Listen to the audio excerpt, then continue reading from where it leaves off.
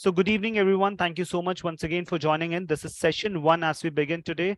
This is batch four, folks, of the CIA Part 1 program. We are today going to start the first very unit one, which is Foundations of Internal Auditing.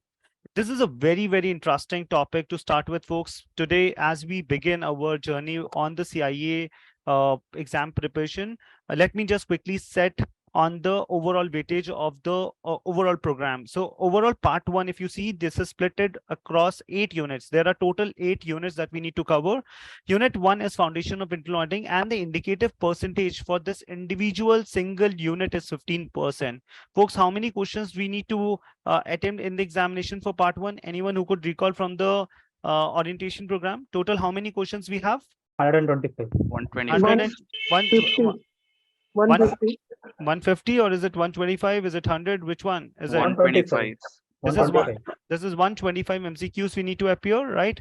And we have 1.2 minutes to appear for each question, right? Which means we have total 150 minutes, which is total 2.5 hours to appear for this exam, right? It's a completely MCQ based exam. So when I say 125 MCQs, if you see at an overall weightage standpoint of view, roughly about 15 odd questions can be expected only from unit one. So it's a very important unit to look at. It's a very important unit to start with, and the indicative percentage is 15%. There are few topics which is critically very important for the examination, folks. Okay, so as we begin, we will cover all of it, so you don't have to worry anything around it. We'll have to understand it all conceptually.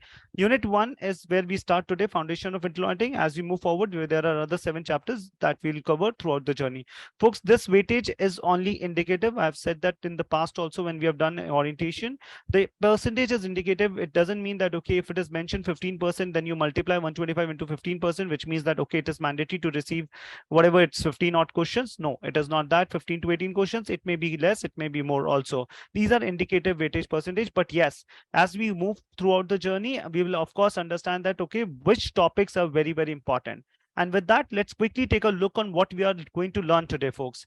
So unit one, when I say Foundation of Internal Auditing, we have 7 subunits to cover. We will start with applicable guidance IPPF framework. So we are going to start with what is International Professional Practice Framework today. We'll understand the internal audit ethics, introduction and principles. We'll understand internal audit ethics, under which we have 4 ethics, code of ethics, where we are going to understand what is integrity, objectivity, confidentiality, and competency. And finally, we'll understand what is internal audit charter. So precisely, folks, those are the 7 subunits that we are going to learn. We are going to learn, as I said, IPPF framework, internal audit ethics basics with respect to principles and introduction. We're going to talk about the code of ethics and the internal audit charter. Are we clear on this, folks? Are we what broadly we are going to cover, at least at a subunit level? Yes or no? Yes. Wonderful. Moving on to, let's take a detailed look, folks, now on what exactly are we going to learn under each of this subunit. Okay, so when we are going to start today, applicable guidance IPPF framework, folks, when we are going to start what is International Professional Practice Framework, we are going to understand, first of all, what is the mission of internal auditing. What are we trying to actually do when we are saying that, okay, we want to be an internal auditor, we are being into internal audit profession for a long time. What exactly is the mission? What does the standard says? What does the IPPF framework says? What does the IA guidance says? What ultimately is our mission of internal auditing is something that we are going to understand in today's session, folks. After that, we'll understand what does IPPF contains. And normally IPPF will have 4 things in it, okay, as part of its mandatory guidance, and where we will understand definition of internal auditing, core principles of internal auditing, the standards of internal auditing, and the code of ethics. All of them are important, folks. Everything that is underlined on this page, and if you see, most of it is, which means that all of this, whatever is underlined, is very important for examination. Okay, it's a small unit, 26 pages unit only, and it's all of that is written in the unit. A lot of it is going to be replicable and repetitive in unit 2 also. So it is a very important unit to start with, and create a strong base on it. So as I said, when we are going to study applicable guidance IPPF, we'll understand with mission of internal auditing, we'll understand with what does IPPF contains, and then we'll understand 4 critical things, which is, can you all read it with me? What are we going to learn? Can you all read it with me? What are the 4 critical things under mandatory guidance we are going to learn? Definition of internal auditing, core principles, standards, and code of ethics. code of ethics, right? Wonderful. Very good. Moving on, folks, as we move forward to 1.2, we are going to understand under the code of ethical conduct for professionals, we are going to understand why this code of ethics actually exists. What is the purpose of having this code of ethics? What is the primary purpose that a code of ethics will solve? Okay, this is something that we're going to understand, very, very important. And then we are also going to understand that, okay, what should be included in the code of ethics so that the value of the code of ethics gets enhanced. Okay, so this is something again that we are going to understand. Again, that is important for examination, that okay, what code of ethics should include so that it can enhance the aspects of the code of ethics. So this is one question. As we move forward, we'll come back and see that okay, this should be included so that the code of ethics value should be enhanced. So what is that one thing? We'll understand that. Folks, as I said, we are going to talk about all the 4 code of ethics, which is integrity, objectivity, confidentiality, and competency. Under this, we are also going to understand, and under the ethics, we are going to talk about to whom are these code of ethics applicable? Is it applicable to only internal auditors? When I say internal auditors, is it applicable to only IA members? Is it applicable to certified internal auditors who are qualified certified internal auditors? Whom are these code of ethics are applicable to? Is what we are going to understand. And then we are going to understand within each code of ethics, what are the principles? Principles of integrity, principles of objectivity, principles of confidentiality, principles of competency.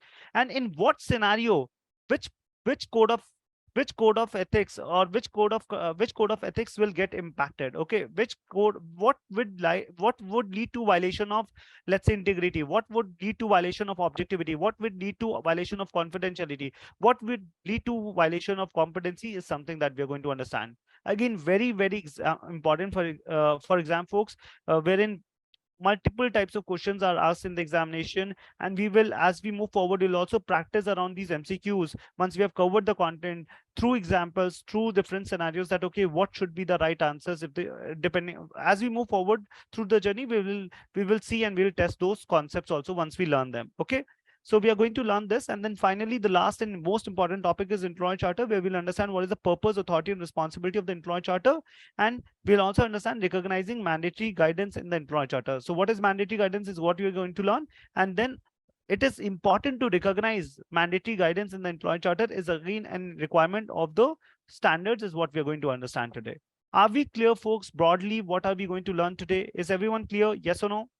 Is everyone clear what we're going to learn? Yes, sir.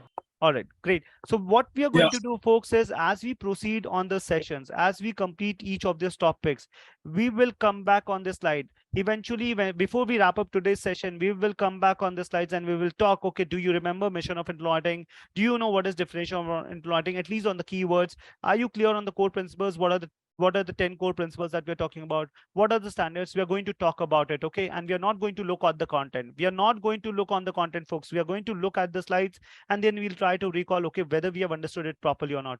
Are you all going to be with me? Yes or no? Are you all going to be with me? Yes or no? Yes. So I need a lot of concentration. I need a lot of support, folks. I need a lot of participation as we progress. Think that, okay, you are here for self-study.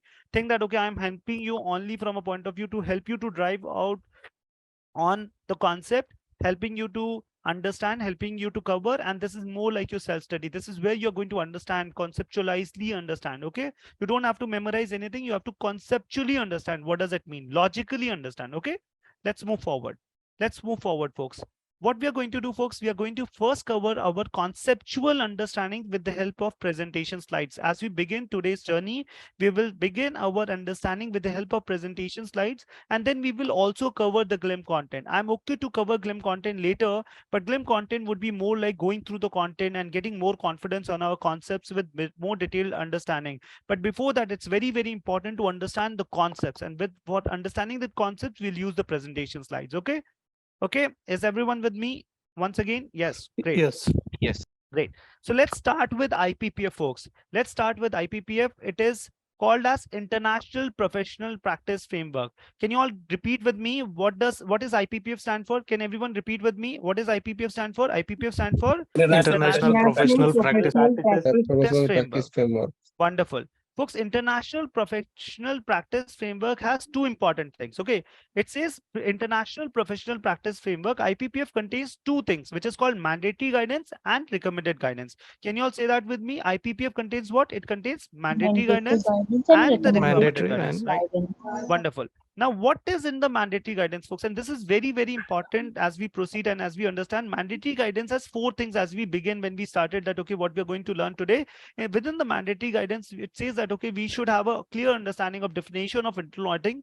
We should understand core principles of internal auditing. We should understand standards of internal auditing, and we should understand the code of ethics. Okay, the 4 things that are included under the mandatory guidance are, can you all read it, everyone together? The 4 things that are covered under mandatory guidance are definition of internal auditing, Definition, core principles, standards, code of ethics.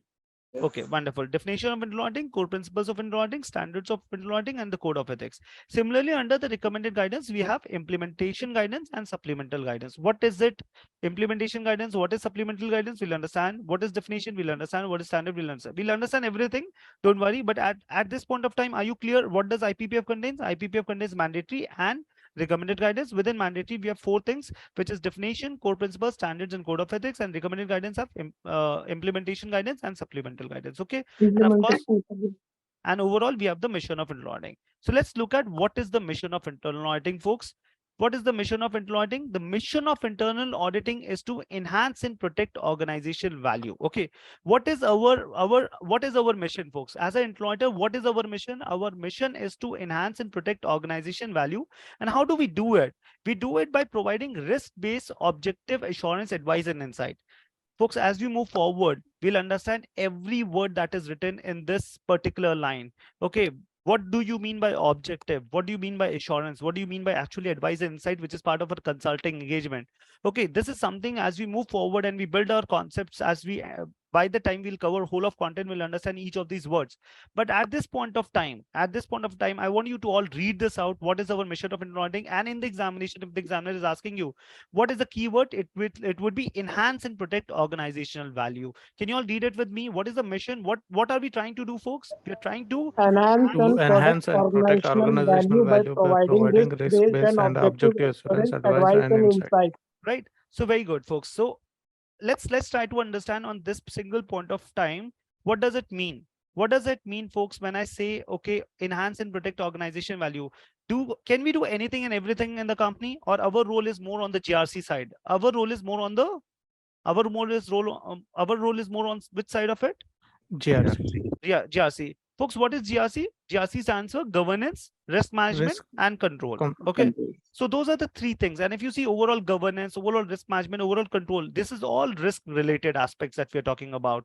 And that's why if you see overall our mission is that, okay, we enhance and protect organization value. How do we do it? By providing risk-based any objective assurance, advice, and insight. So objective assurance is basically sort of internal audit projects that we do. Okay, so any internal audit projects that we do is part of our assurance review. Okay, let's say if you're doing a financial audit, let's say if you're doing a performance audit, let's say if you're doing a quality audit, let's say if you're doing a system audit, let's say if you're doing a due diligence, let's say if you're doing any process like P2P audit, O2C audit, HR audit, anything like marketing audit, finance audit, any audit like that, where we are doing an audit.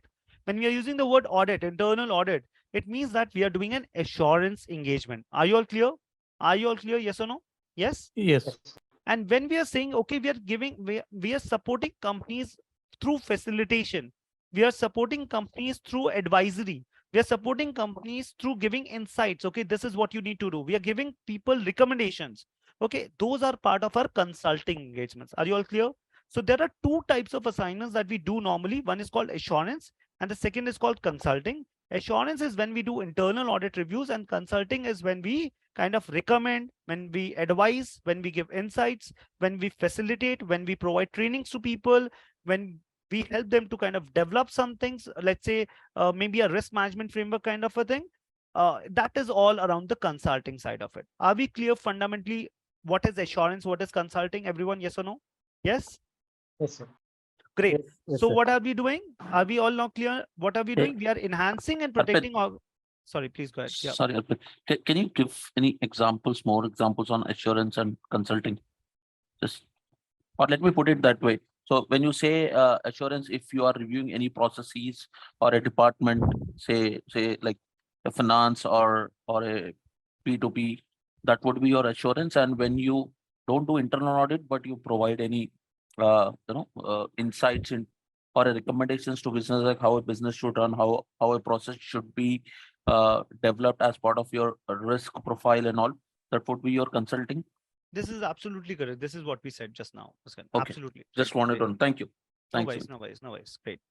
Great, wonderful. So I think now we are all clear, folks, right? We are talking about enhancing and protecting organization value, and how do we do it? By providing risk-based and objective assurance, advice, and insight. Are you clear with this term, risk-based and objective assurance? Yes or no? And advice and insight. Objective assurance is part of my assurance side of it, and advice and insight is part of my consulting side of it. Is that clear? Yes or no? Yes. Yes. Wonderful. Yes. Great, folks. So let's try to understand further. It says under the mission of Auditing, it says facilitating the achievement of this mission is the IPPF. Okay, facilitating the achievement. Okay, in order to achieve this mission, how do we achieve it? If we apply IPPF framework, folks, which means that okay, if we apply definition of internal auditing, if we apply core principles of internal auditing, if we apply standards of internal auditing in our work, if we apply the code of ethics in internal auditing, we will be able to achieve what we are trying to do as part of the mission of internal auditing. Okay, clear fundamentally? With the first thing, mission of internal auditing? I hope yes. All right. Moving on now to the next part, folks, is around the definition of internal auditing, right? So we have understood the mission. Now we are understanding under the mandatory guidance 4 things, which is called definition, core principles, standards, and code of ethics. So within the definition of internal auditing, let's read out this definition, folks, and then we'll again talk about each of these words. Internal auditing is an independent, objective assurance and consulting activity designed to add value and improve an organization operations. How do we do it? It helps an organization accomplish its objectives by bringing a systemic, disciplined approach to evaluate and improve the effectiveness of the GRC process, risk management, control, and governance process. Okay, can everyone of you please read out the definition? Everyone of you, can you please read out the definition? Everyone. Internal auditing is an independent consulting activity designed to add value and improve an objective organization. assurance and consulting It helps activity an to and improve organization accomplish its objective by bringing a systematic, disciplined approach to evaluate and improve the effectiveness of risk management, control, and governance process. Right. So folks, now let's try to understand a little bit more to it. Okay, so internal auditing is an independent, objective assurance and consulting activity. Okay, and if you see, if you go back on our content, if you will see everything that is written in the definition of internal auditing is actually the whole of part 1. If you see, it is saying, okay, internal auditing is an independent, objective assurance and consulting activity, right? So it is talking about independence. It is talking about objectivity. This is whole of unit 2. If you understand, this is whole of independence and objectivity is part of unit 2 altogether, where we understand independence and objectivity in detail. And then it says next, it says that, okay, it helps an organization accomplish its objectives by bringing a systemic, disciplined approach to evaluate and improve the effectiveness of the GRC process. So what is governance? What is risk management? What is control? Is all about unit section 5. Actually, if you see, section 5 is all about the GRC process, where we understand what is governance, what is risk management, what is control types and frameworks. Everything around it is the whole of it. So if you see, everything that is written in the definition of internal auditing is actually what we are going to cover as entire unit, entire part 1, in fact. Okay, so for now, let's try to understand. I'll give you some flavor to it, and as we proceed, we'll have more conceptual clarity on these terms. But let's look at it, folks. When we say internal auditing is an independent, objective assurance and consulting activity, let's try to understand the word objective and independent. Folks, internal audit is an independent. When we say internal audit activity is an independent, we are looking at internal audit activity as a function as being independent. Okay, when I say internal audit activity as a function being independent, we are saying that, okay, let's say there are so many cases where we'll understand that, okay, how we can say that the internal audit activity is independent. Let's say in the company, I'll give you one example and I'll give you one food for thought for now, and as we proceed we will understand more in detail, as I said. So at this point of time, let's take a point of view that the CAE doesn't have direct access to the board. Who is the CAE? CAE is the chief audit executive of the company, which means he's probably the top person in the employee department who's heading the employee division of the company. Let's say if this person doesn't have direct access to the board, which means that, okay, let's say the person is probably reporting to the CFO of the company or the CEO of the company, and the person doesn't have direct access to the board. Do you think that person would be independent? That internal audit activity as a function would be independent? What do you think? No. Do you think that function would be independent, folks? The answer to it is no. Okay, so what we are learning is we are seeing that internal auditing as an activity, as a function, should be independent. What we are doing as part of our assurance and consulting assignments, these should be objective, which means it should be unbiased. Okay, objectivity, the one word that we look at is unbiased. Can you all say that with me? Objectivity is unbiased. Unbiased. Okay, which means that any assignment that we are doing, be it internal audit projects or be it on the consulting side of it, anything that we are doing, these should be unbiased. Okay, we'll understand more, of course, in objectivity more in detail. But as I said, all these are proper unit. So there are much more to learn as we proceed. But at this point of time, when we're understanding the definition of internal auditing, I want to give some food for thought, because it's not just theoretical definition. It is actually every word written here has an importance, has an understanding, and is very, very important for whole of part one. And that's where I'm trying to enhance your food, your understanding on the definition, why it is very, very critical. Internal auditing is an independent, which means that, okay, as a activity, as a function, internal audit department as a function should be independent. And whatever we as internal auditors should do, we should work with objectivity. We should work, and what are the things that we are working? We are normally working either on the insurance side of it, or we are working on consulting engagements. So whatever we are doing, it should be objective enough, which means that it should be unbiased. It should not have any conflict of interest. Okay, it should, we should do in that fashion. And what are we trying to do? If we do it this way, if our internal activity is independent and the work that we are doing is objective, we will able to add value to organization operations. What we will be able to do? What is the keyword, folks? We are going to add value to the organization process. Okay, are we clear with the first 3 lines of the definition, everyone? Yes or no? Yes. Definition of internal auditing. Can anyone quickly explain what I just said? What do we understand by definition on internal auditing in the first 3 lines? Can anyone quickly explain? Could you please call out your name and just go ahead and explain to the class? What did we understand? Anyone? Yeah, this is Gautam, sir. Gautam, please go ahead. Yeah, actually, independent auditing is independent, which means it's it directly report to board of directors, and it's objective, which means unbiased. It's unbiased opinion you should give. Very good. So that's what it means, and it will add value to the organization. Right. So we are saying that, okay, as an employee department, if you are independent and if our people are working with objectivity, which is unbiased, being unbiased, so any assignment that we're doing, assurance and consulting, eventually it will add value to organization operations, right? So this is what we've understood. And it says that, okay, it helps, internal auditing helps an organization complete its objectives by bringing a systemic discipline approach to evaluate and improve the GRC process. Ultimately, what we are going to look at, we are looking at governance, risk management and control side of it, right? That is our role. Yes or no? Yes. Everyone, is that what we are working on? We're looking at governance side of it. We're looking at risk management, company-wide, area-wide, right? Function-wide. And then we're looking at the control side of it, whether those controls are working effectively or not. Is that correct? Is that what is our role? So exactly everything that we do practically, folks, is part of a definition. While this definition looks very, very theoretical, trust me, but it, as I said, it has its own meaning, and each of this word has its own importance. Okay. So for the last time, I hope everyone have understood the definition of internal auditing, and I would request now to read again with that thought process that we have built on it, that, okay, internal auditing is an independent. When I say independent, it means that, okay, as a function, we should be independent. It should not be that, okay, our internal audit head should not have a direct access to the board. Let's take that example in mind. And then, okay, what we as people are doing it should be objective, assurance and consulting activity. And what we are doing is to add value to the organization operations. How do we do it? By bringing a systemic and disciplined approach towards the GRC process. Okay, is that clear? Is that clear? Can you all read out the definition once again, everyone? Internal auditing is an independent, objective assurance and consulting activity designed to add value and improve an organization's operations. It helps an organization accomplish its objectives by bringing a systematic, disciplined approach to evaluate and improve the effectiveness of risk management, control, and governance process. Wonderful. Very good, everyone. So I hope everyone is clear with what is mission of internal auditing and what is the definition of internal auditing, folks. After this, what we have is the core principles. Okay, we have under the mandatory guidance, we had the second thing, which was core principles. Can you all say that? The second important thing under the mandatory guidance was core principles. Core principles. How many core principles, folks? Total 10 core principles. Can you all say that with me? How many total core principles? 10.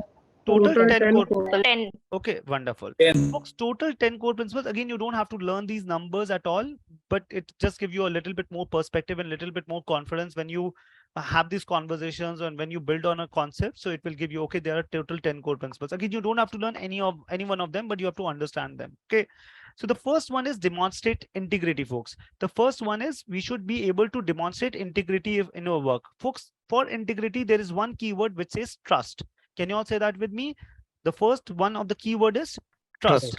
Okay. So when I say demonstrate integrity, again, I will give you, while integrity in itself is the entire code of ethics. If you go back on the type of code of ethics, if I go back on the type of code of ethics, can you all say that with me? What are the 4 code of ethics?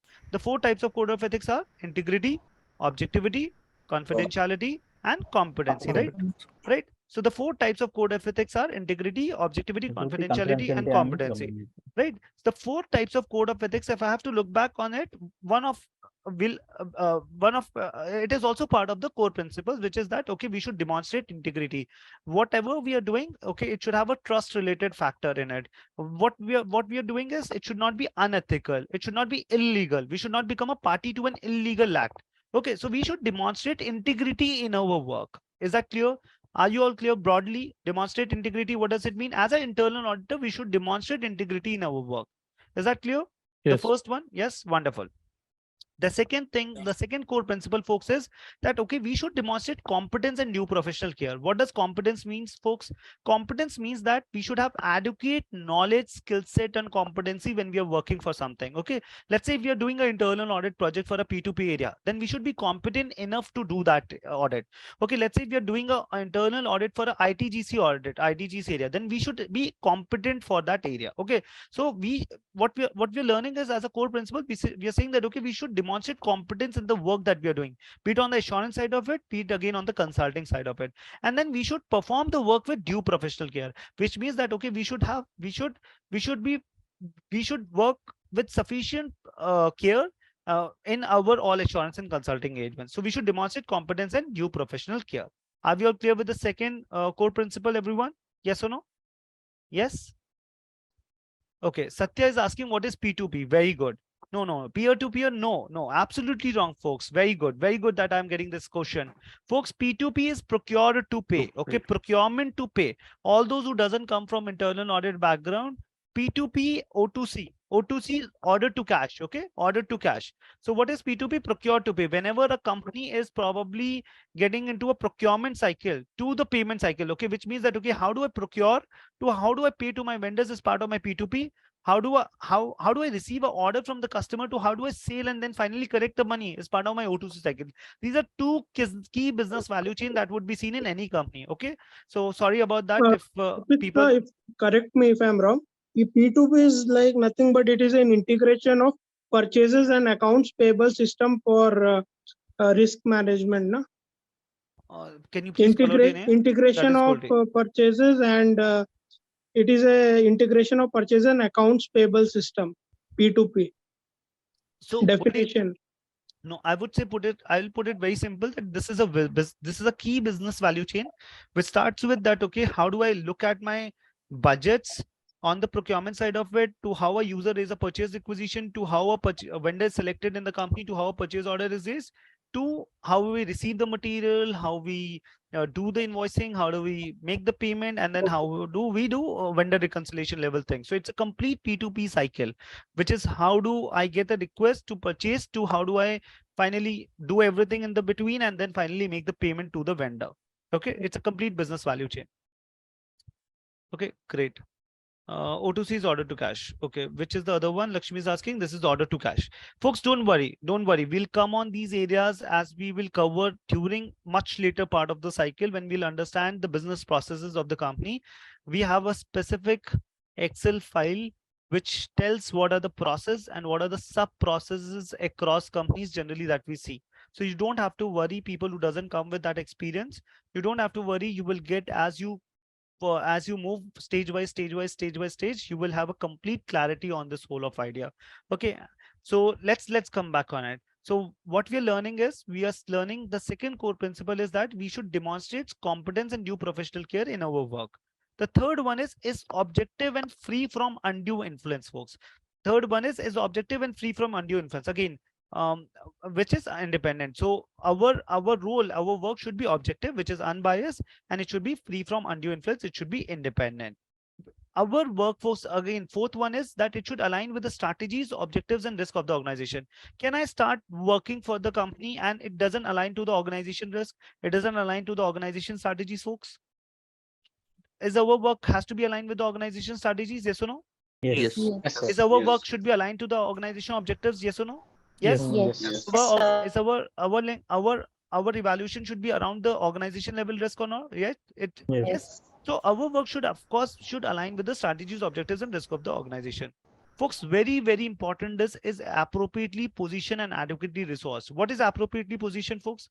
When do I say that, okay, the internal audit function is appropriately positioned? This is a very, very important important thing, folks. What does appropriately position means? Anyone? Any thoughts? What does appropriately position means? Yeah, the reporting structure. The organization hierarchy. Dual reporting system. Dual reporting, wonderful. It's very well positioned to ensure that it can demonstrate, all the values and all the powers that are required to deliver the required audits, etc. Okay, wonderful, Abhijit. Anyone else? Anyone else? What is Dual reporting appropriate? system. Yes, Saurabh is saying dual reporting. Wonderful, Saurabh. Very good. I think what Saurabh is saying is absolutely correct. But anyone else? What is adequately position? Any other thoughts? Direct access to the board. Okay, wonderful. Prashant is saying directly reporting to the board. Okay, very good. Anyone else? Like it should have some authority, like the whole organization will aware about that authority. Like this is an internal audit department. They will have complete authority over operations and they will review everything. So their authority should be correctly demonstrated across the organization. That the organization, everyone in the organization should aware of their authority. That this wonderful, very good. So Gopinath is saying about the authority. Very good. So that okay, that employee should be have such level of authority that people should be aware that okay, this is their positioning. Okay, wonderful. What else? Reporting functionally to the board and administratively to the CEO. Wonderful, very good. That is part of the dual reporting relationship. Wonderful, Bharti. So I think good thoughts, folks, everyone. So I think what all you're saying is absolutely correct. Everyone, what you've said is correct.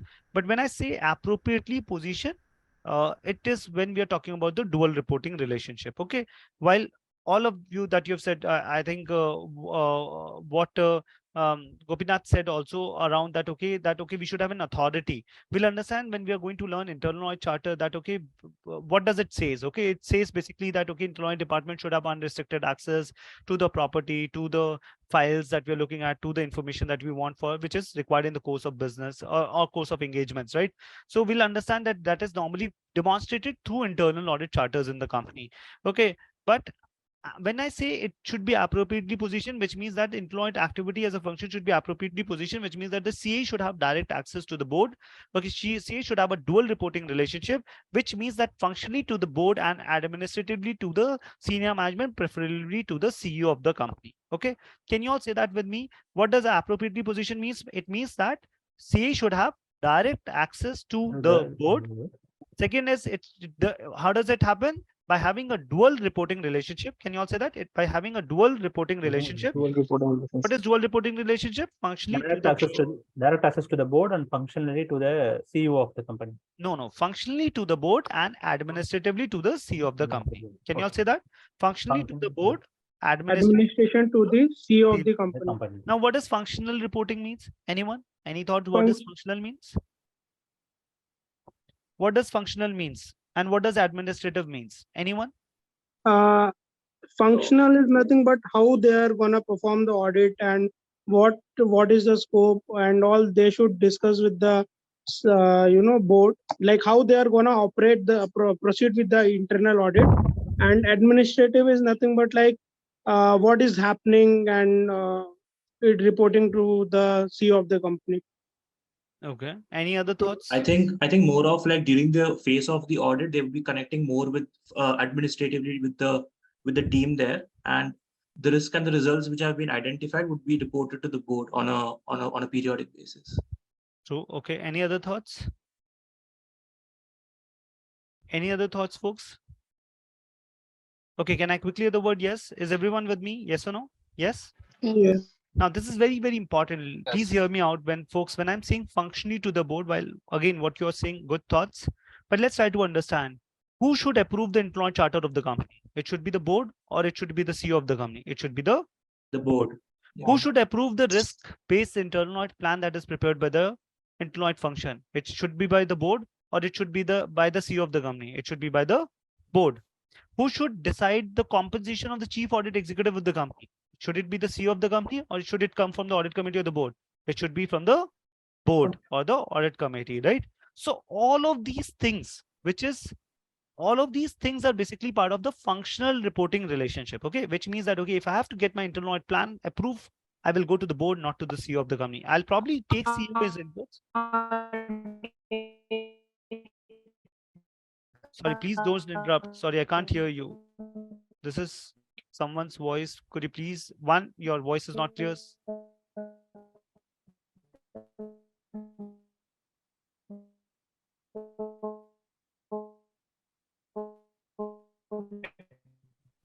Can you keep yourself on mute, Lakshmi, please? All right, folks, please, if you have your disturbance and if you have your internet connectivity issue, please keep yourself on mute and use the chat box option to chat. Okay, moving back on the concept. So as I said, if you're reporting directly to the, if you have to go for, when I say functional reporting, it's more like you're getting your risk-based employee plan approved by the board. Your compensation as a chief audit executive, I'm saying, when I say compensation, it's only the chief audit executive. It's not that, okay, any internal audit team member who joined at a staff auditor level or a supervisor level, his or her compensation would be decided by the board. It's a chief audit executive compensation will normally be decided by the board. If these things are happening, it means that, okay, you have a direct access to the board, and it also reflects that, okay, your functional reporting relationship is with the board. Administrative is, folks, as you all said, day-to-day tasks. Let's say if I need some support on a specific engagements. Again, if I want to probably hire one team member in my company, or in my team, sorry, I will probably go to the CEO and discuss and get it closed, right? But overall plan on the internal audit, okay, I need 10 people, this kind of resource, this kind of support, which will be part of my risk-based audit plan, which will be principally taken as approval from the board. But administratively, day-to-day, appointing a single person, this is all my administrative responsibility. Are you all clear fundamentally what is functional, what is administrative? Yes or no? Yes. Okay, so, I have one question. Yeah, Arpit, Sanjay. Please go ahead, Sanjay. Hello. Yeah, Sanjay, am I audible? Yeah, you're audible. Please. Yeah. So, Arpit, I have one question. Sometimes what happens is the chief audit executive might have to report to CFO. Functionally, they might be reporting to board, right? But administratively, they report to CFO. So, can we say that particular CA is independent or not? So Sanjay, yes. So normally what we see practically also, most of the times because CEO will be more on the operation side of it. So when we are talking about risk related aspects, so generally the CFO table can understand better on those aspects. And practically speaking, mostly the chief risk officers of the company or the chief audit executives of the company normally will have those administrative reporting to the CFO, which you are probably correct. Right. So practically speaking, yes, it is how it has been done. But especially for the examination, if you have to choose between the CEO and the CFO as an option, the option would be to the CEO. Okay, preferably to the CEO and not the CFO from an examination standpoint of view. But at the same time, if the CEO, it is to the senior management. Actually, the terminology that is being used is to the senior management, functionally to the board and administratively to the senior management, and between the senior management, CEO or CFO. And within the CEO, CFO, it is more preferable to be the CEO. Sure. Thanks, Abhi. Okay, clear? Wonderful. So Sudarshan is asking, finally, the audit report is presented to the board only, right? Yes. Sudarshan, audit report, as in the final audit report, you can say, see, it's again not a detailed audit report. The key pointers, the key high critical points are discussed and informed to the board, right? Again, this is much later, right? So this is all part of our audit committee reporting kind of a thing. But yes, this audit report is finally presented to the board or the audit committee. Great. Wonderful. So I think we are all clear. Is appropriately positioned? Everyone, yes or no? Yes. Yes or no? Yes. Yes, sir. Yes. All right. Yes. And then we are saying that, okay, this internal auditor should be adequately resourced. Okay, so that we should have sufficient resources in terms of people, in terms of competency, in terms of skill set, in terms of infrastructure, all of it. Okay, so that is the fifth core principle. Moving on to sixth one, folks, it says that, okay, we should demonstrate quality and continuous improvement. So we should demonstrate quality in our work. We should continuously improve in our work. Seventh is communicate effectively. We should be able to communicate effectively. Eighth is we should be able to provide risk-based assurance. Okay, again, we should be able to provide risk-based assurance related aspects. Ninth is we should be insightful, proactive, and future focused. And the 10th one is we should promote organization improvement. Can you all say that? The 10th one is we should promote organizational improvement. Okay. Everyone clear with the 10 core principles? Yes or no? Everyone? Okay. So Saurabh is asking what happened with the absence of senior management. Normally, Saurabh, you will have someone in the senior management, right? You will have the CEO of the company. You will have the CFO of the company. If not, you will have someone else who is going to help you on the administrative side of it. Okay. So normally yeah, please go ahead. Sorry, my connection is a little bad, but I'll still try asking the question. Sudarshan here. Please So go what ahead, do you mean by promotes organizational improvement? So in terms of what? So promote organization improvement in terms of the GRC processes altogether. So when we are looking at when we are looking at any process, right? So we look at the improvement side from a risk standpoint of view. Okay, let's say we are looking at P2P as an area, procure to pay as an area, or order to cash as an area. We will look at how the organization can improve on those areas. So we should promote that. Okay. Understood. Thanks, Arpit. Clear. Wonderful. So folks, I think we are now clear fundamentally with definition of internal auditing and the core principles, right? So those are the two aspects of mandatory guidance. Coming back on the third part, which is now standards of internal auditing. Okay, everyone clear with under the mandatory guidance definition and core principles? Is that clear for everyone? Yes. Yes. Okay. That's clear. So Saurabh is asking, can they are same person? Are you saying CEO and CFO will be the same person? Generally, Saurabh, no. Normally, the CEO's role would be more on the operation side of it, about the scalability of the company. CFO role would be more around the financial aspect of the company, around the financial budget related aspects, accounting related aspects, controller related aspects, reporting related aspects would be part of the CFO role. CEO role will be more on the operation side of it, scalability side of it, expansion side of it. Okay, wonderful. Very good. Moving on to the next part, which is now on the standards, folks. Folks, the standards, there are now 4 types of standards. Okay, within IPPF, we are under the standards, we have 4 types of standards. What are those 4 types of standards? The first one is attribute standards. Second one is performance standards. The third one is interpretation standards. And the fourth one is implementation standards. Can you all say that with me? What are the 4 types of standards, everyone? The 4 types of standards are attribute, performance, interpretation, implementation. Okay, wonderful. Folks, within the attribute standard, there are total 19 attribute standards. And within performance standard, there are total 33 performance standards. Do you need to learn these numbers? The answer is no. Do you need to learn the numbers of these standards? The answer is no. Okay, but for knowledge, how many attribute standards? Can you all say that with me? Total 19. And total performance standards, how many? Total 33. Okay, now, before getting into understanding of what our attribute standard exactly mean and what does performance standard mean, and this is very, very important, folks, that, okay, what does attribute standard govern? What does performance standard govern? And a lot of times examiner may ask you as simple as that.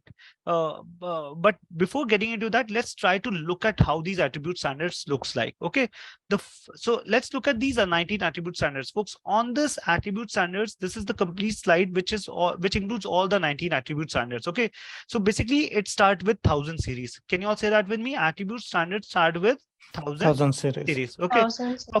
Performance standard stands with 2000 series. Can you all say that? Performance standard starts with 2000 series. Okay, fundamentally. Now let's look at what are the attribute standards.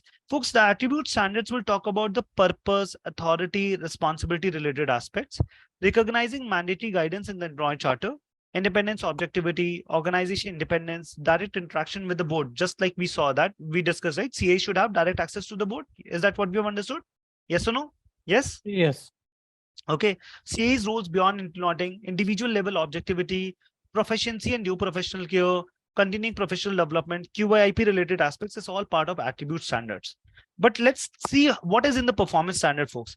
Within the performance standard, we talk about more around the resource level thing. Okay, resource engagement level thing. We talk about the nature of work that we do under the governance, risk management, and control. We talk about individual level engagement. Within the engagement, how do we do engagement planning? How do we define the engagement objective? How do we define the engagement scope? What are the factors we should consider when we are doing an engagement planning? What are the factors we should consider when we are defining an engagement scope? How do we do engagement resource allocation? What are the factors again we need to consider when we are doing resource allocation? How do we prepare an engagement work program? how do we perform the engagement? How do we identify the information? How do we analyze the information? How do we document? How supervision needs to be done? How do we communicate results? How do we monitor progress? Like, how do we follow up, right? Does this all that you do is practical? Yes or no? Is that all that you do is practical internal audits? Yes or no? We do engagement planning, we do engagement scoping, we do engagement objectives, preparation. Then we initiate, we collect the data, we prepare our work program. Okay, this is what we need to do. Then we perform the engagement, we identify what are the information we need, we analyze the information, we discuss it for the queries, and then we communicate the final results, right? Is that what we do? And then we do follow up. Is that what we do practically? Yes or no? Yes. So folks, now let's come back and see within attribute standard. If you look at these attribute standard, it is basically, what is it governing? It is governing what is the attitudes, behaviors expected out of internal auditors and as an internal audit activity as a whole. Okay, what are we looking at under attribute standards? Can you all read it together now? Under the attribute standard, what is it governing? Can you all read it all together? It says attribute standard basically govern the responsibilities, attitudes and actions of the organization internal activity and the people who serve as internal auditors, right? So what do we understand by this line? If you read out again the standards, when we're talking about, okay, internal audit activity as a function should be organizationally independent. Okay, the people who are working within the internal audit function should be proficient, should have due professional care, should work with individual independence, should work with objectivity. Okay, should be continuously continuously groom themselves, continuously upskill themselves, right, as part of continuing professional development. So what are attribute standards governing? Can you all now read it again? It is governing the responsibilities, attitudes and actions of the internal audit activity function, as well as the people who are serving as internal auditors. Fundamentally clear? Are we making sense with what is written here and what does attribute standard says? Everyone, are you all clear logically? Yes or no? Yes. Yes. The second aspect to it is performance standard, folks. Within the performance standard, what did we learn just now? What does performance standard was saying? It was saying, how do I do engagement planning? It was saying, how do I do engagement scoping? How do I do engagement objective definition? How do I prepare engagement work program? How do I gather the information? How do I analyze? How do I communicate, right? So basically, what is it doing? And it was also saying about the nature of the work that we can do around the assurance consulting side of it, right?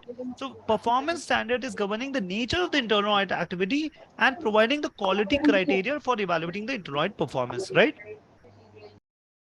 Is that correct? Are you all clear with performance standard, folks? What does performance standard is doing? It is governing the nature of internal auditing and providing quality criteria for evaluating the internal audit performance, whether I have done the engagement properly as per the internal audit standards or not, whether I have done engagement scoping or objective and based on the factors that is described by the standards or not. So it gives me a performance criteria. Are you all clear? Are you all clear? Yes or no? Yes. Yes. Okay. Yes.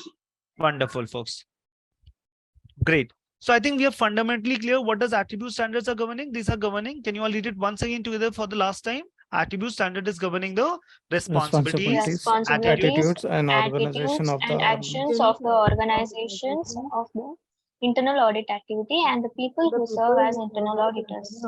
And performance standard, what is it governing? It's governing the nature of internal internal auditing and provide quality criteria for evaluating the internal audit performance.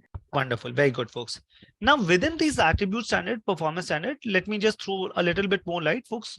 These are not big standards like chartered accountancy. In chartered accountancy, we see, okay, it's a very, very big standards. No, it is not. Hardly it's like a 4-line standard or a 5-line standard. It's a very simple standard. As we will read and we'll look at the GLIM content, we'll see, okay, this is what the standard says. So these are very small standards. Okay, it will just imagine, it may say that, okay, within the CAE roles beyond internal auditing, it says that, okay, CAE roles may be beyond internal auditing, but CAE needs to understand that, okay, there should be sufficient independence and objectivity should be maintained, right? So that's a simple line which has been mentioned, that, okay, the CA should have, let's say, a dual reporting relationship. That is what the standard says. Now, what is dual reporting relationship? We don't know, right? With the attribute standard and performance standard, what is written? We don't understand the terminology. And for that purpose, we have the interpretation standard. Interpretation standard is clarifying the terms and conditions that are mentioned in attribute and performance standards. Okay. So if the attribute standard says that, okay, internal audit function should be working with due professional care. Now, what does due professional care is explained by the interpretation standard. Clear? Okay, if you say interpretation standard, it says that okay, internal audit function should be independent. So what is internal audit function? What is independence? Is something that terms that is mentioned in attribute and performance standard is clarified by the interpretation standards. Are you all clear? Yes or no? Yes.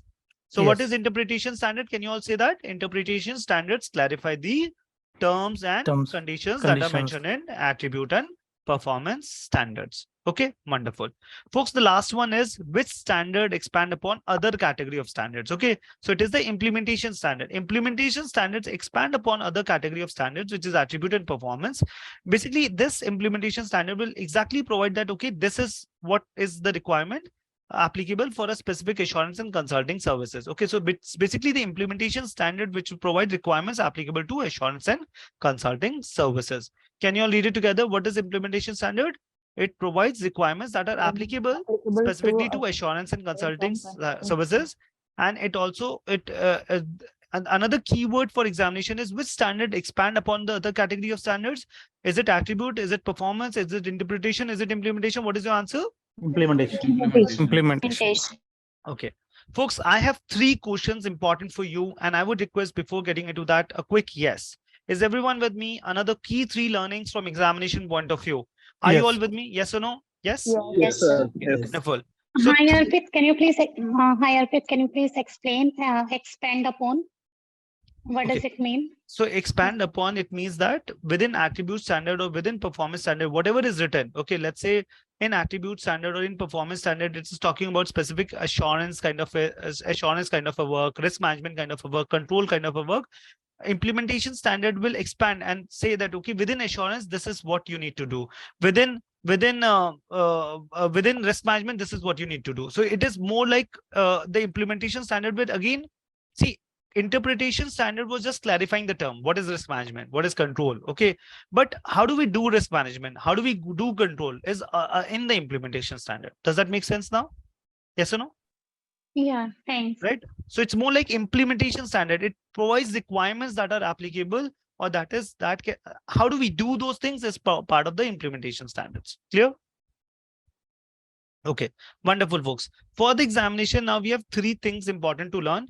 Which standard provides the characteristics of internal auditors? What is your answer? Is it attribute? Is it performance? Is it interpretation? Implementation?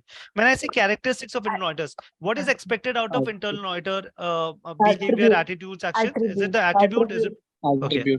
Which standards provides the quality criteria for evaluating performance? Is it attribute, performance? Which standard clarifies the terms and conditions that are mentioned in other standards? It is the Interpretation. And which standard expand upon other category of standard? What is your answer? Implementation. Implementation. Are we fundamentally clear, folks, with what is the standard? What is in the standards? Everyone, yes or no? Yes, sir. Okay, wonderful. So, folks, I would request one more important thing for you all to kind of quickly look at it. When we are talking about definition of internal auditing, and I'll repeat that, folks. When we were looking at definition of internal auditing, what were the keywords? Can anyone recall what were the keywords in definition of internal auditing? Independence, objective, assurance, consulting, objective assurance, designed to add Add value to the organization's operation. Okay, and how do I do it? Through with the GRC process, right? Is that what we have understood? Everyone, yes or no? Yes. Okay. Yes. The second thing that we have talked about under the core principles. Under the core principles, what we have understood is integrity. Yes, we should demonstrate integrity. Yes or no? Yes. We have talked about demonstrate independence and objectivity. Yes or no? Yes. We have understood that. Okay, we should be competent. Sorry, please go ahead. Yes. What is the full form of GRC? Governance, risk management, and control.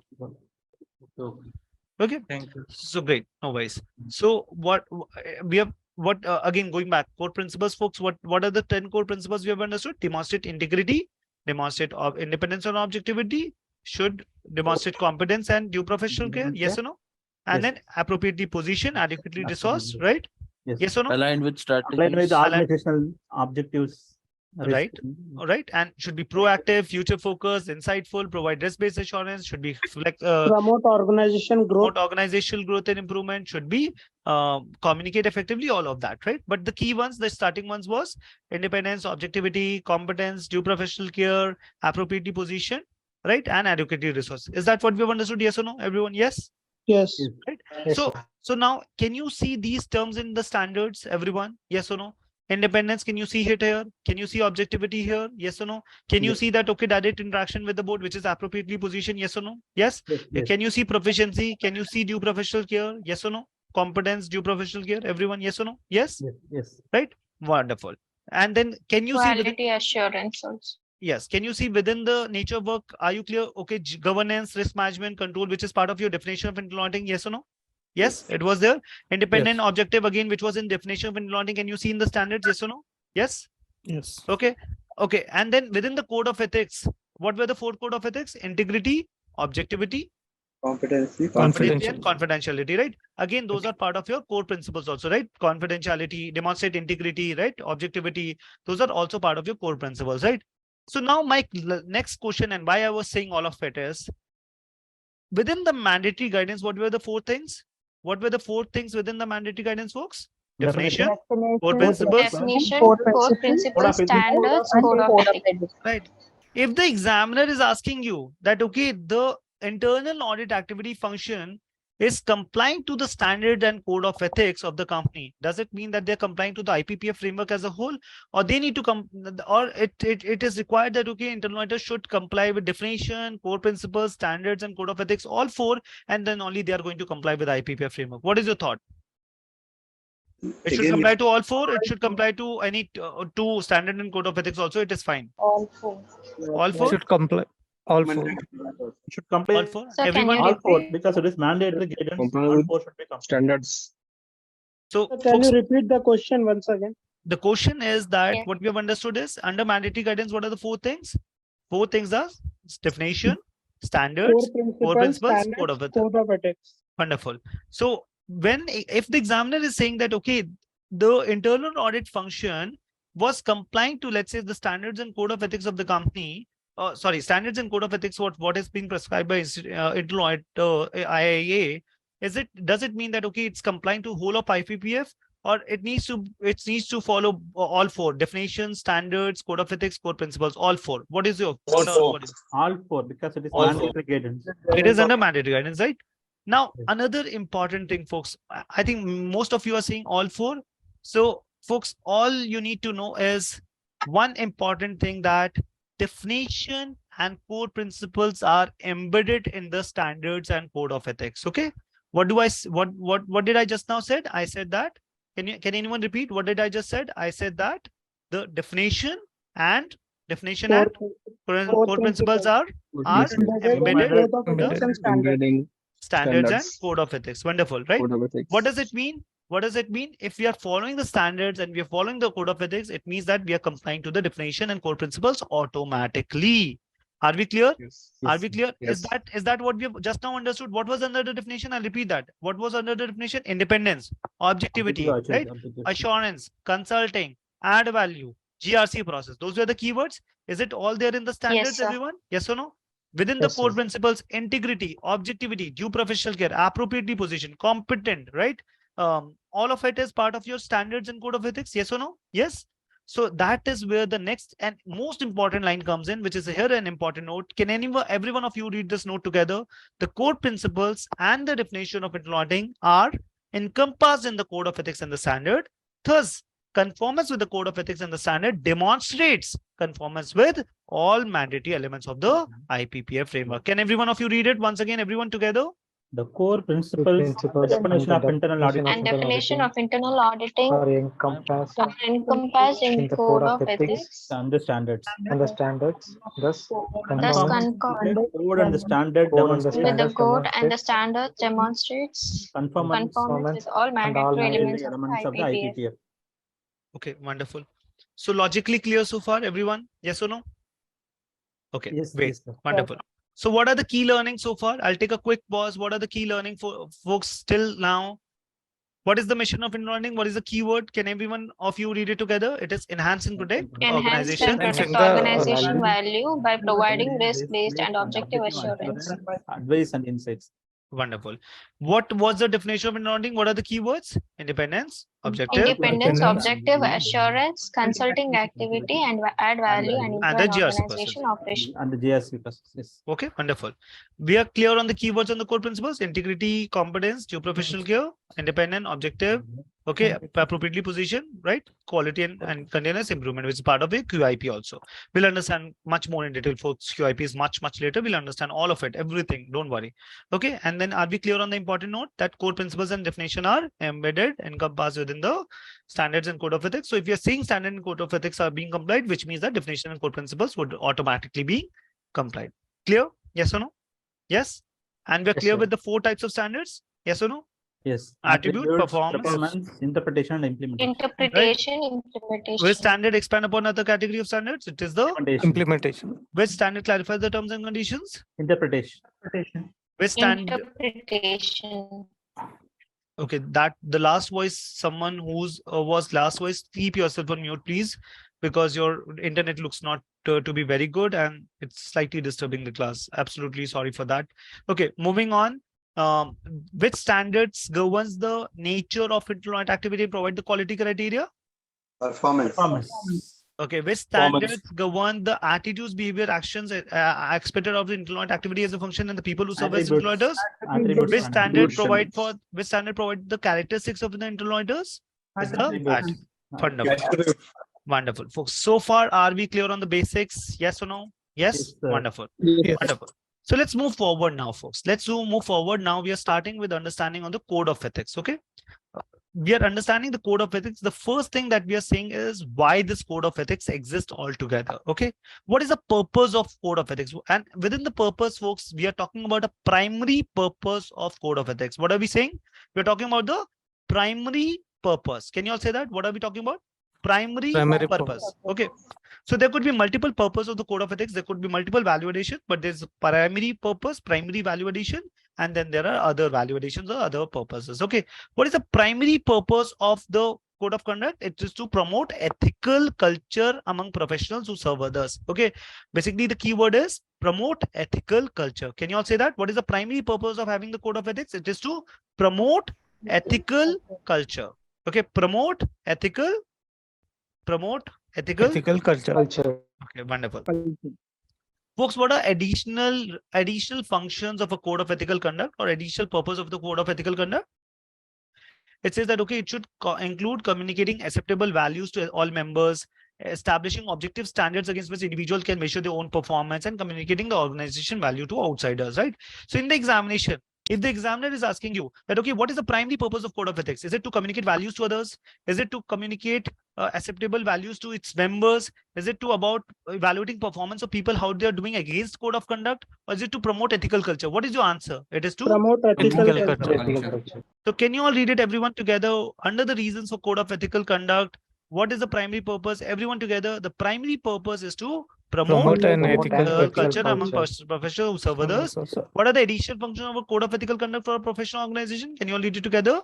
Communicating acceptable values to all members, establishing objective standards against which individuals can measure their own performance, and communicating the organization's values to outsiders. Wonderful. Wonderful. Moving on. The next part is aspects of code of ethics. Within that, what do you think, folks? Do you think that, okay, we have the code of ethics means that, okay, we are all following it? Does mere existence of having the code of ethics means that, okay, everyone is following it? Just the mere existence means, okay, everyone is following it? The answer to it is yes or no? No. Right? So what we're learning, we're saying the existence of code doesn't ensure that its principles are followed or trustworthy. Okay. And the second aspect is, do you think everyone is equally competent in a company? Are we all equally competent who are on this forum? We have about 40 folks now, right? So all 40 are equally competent? Yes or no? The answer is no. It is impossible to require equality of competence by all members of a profession. Okay, so these are two aspects. One important aspect that we have talked about, which enhance code of ethics value, what should the code of ethics should have to enhance its value? The answer to it is that code of ethics should provide for disciplinary action for violators. If it has a clause that, okay, if you're going to non-comply to the code of ethics, there can be a disciplinary action that can be taken against someone who is violating it. Okay, it will enhance the value. Are you getting it? Let's say if I am putting in the code of ethics that, okay, you have to do this, you have to do that. But if I'm not putting that, okay, if you don't do it, there is a possible disciplinary action against you, then people will not get the seriousness about that code of ethics. And for that purpose, what is one important thing that will enhance the value of the code of ethics? It is the what clause it should have? Can you all read it together? The code should provide for disciplinary action for violators. Disciplinary action for violators. Disciplinary action for violators. Are we clear, everyone? Yes or no? Yes. Okay. Wonderful. Moving on to the next part, which is applicability, folks. To whom are these code of ethics applicable? Is it to, what was our question? Is it to only certified employers or institute of employed members? Whom are we? Is it applicable? So is it, what do you think, folks? Is it applicable to only certified employers? Is it applicable to only IA members? Whom are these code of ethics applicable? To anyone? Organization. It is applicable to everybody who does internal audit. Okay, someone said, okay, it is applicable to everyone in the organization. No, folks, it is not applicable to everyone in the organization. It is applicable to people who are practicing the internal audit profession. Okay, it is not limited to IA members or it is not limited to CIAs. It is applicable to anyone and everyone who is part of the internal audit profession. So let's say if I am the auditor. Arpit, again, I have one question. Say, for example, I might be into internal audit profession, right? But I'm not a member of IA or I'm not a CIA, basically. True. Right. In that case, again, whether this will be applicable for me then? See, Sanjay, the standard says that, okay, the code of ethics, and it's not talking about standards per se that, okay, independence, objectivity, and all those 19 attribute standards, 33 performance standards that we've talked about. But at least the code of ethics that we're talking about, integrity, objectivity, confidentiality, and competency, is 4 things that it says that, okay, it should be applicable to everyone in the employed profession. And as we proceed, see, today, our understanding on day 1 is very, very limited to, we're talking about code of ethics, right? As we begin our understanding, we will not limitize ourselves only at individual level. We'll talk about internal audit activity as a function level. And within that internal audit activity as a function level, we'll also talk about maturity of the employed profession within the company. Okay. We could be working in a company which could be following the IPPF framework altogether, or we would be at a stage that, yes, we are following the international standards. Yes, we are following that in our day-to-day. And there could be certain companies which are not following all of it also, right? So as we move forward, we'll understand that, okay, if the company entity, like let's say if I am working with a company, let's take an example, I am working with a US company which is following the IPPF standards. Okay, what I'm trying to say, I'll repeat that. Let's say if I'm working with the US company and it's following the international standards, international professional practice of auditing as a framework for doing the audit practice, and I've joined as a member and as a staff auditor probably in that company. Probably again, I may not be a CIA, I may not be an IA member. Does this code of ethics get applied to me? The answer to it is yes, because now we become a part of those companies and those forums where, as an internal audit activity function, these standards and code of ethics will be applicable to those companies as a function, at a company-wide level, at an internal audit function level, and ultimately we will become a smaller part of it. So we are CIAs or not, we are IA members or not, it will get us under the old umbrella of internal function as a whole. But let's say, for example, let's say we're talking about a company which is not following the IPPF standards, which is not following any global standards. In that case, if you ask me, the answer to it is, for examination purpose, again, I'll repeat that, and from a general tendency point of view, because all that we have written around the code of ethics, it will be covered either part of the employee agreement, either part of the code of conduct of the company itself, that okay, it should be integrity should be followed, right? Confidentiality should be followed. At least those two things would be any which ways there. As part of the internal audit charter, let's say if the company has an internal audit charter, let's say if the company has the audit policies internally, anything around it, surely somewhere it would also have something on the objectivity, competency side of it. Directly, indirectly, I would say this will get applicable here or there if we have even a smaller structure in place. Okay, so. But yes, I completely get your point. You may say that, okay, fundamentally, if I'm looking at just at an individual level, does it gets applicable? The answer to it is, if you look at a larger picture of a role, it will somewhere get clicked into it. And so the standard says that, okay, it is applicable not only to IA members, also CIA, but it's applicable to everyone who is in the profession. Make sense? Okay. Okay, great. Wonderful. So can you all read it together? Everyone, whom are these code of ethics applicable to? The provisions of the codes are applicable broadly to. Can everyone read it? To all organization and the persons who perform internal audit services, not just CAS and members of the IAA. Or the members of the IA, right? Violation of the rules of ethics. If there is someone who is violating the rules of ethics, it should be reported to the IA board of directors. Okay, it should be reported to the. This Gautam, sir, I have a doubt. Please go ahead.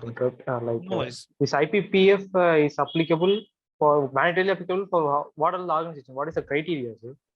That IPPF should be applicable mandatorily.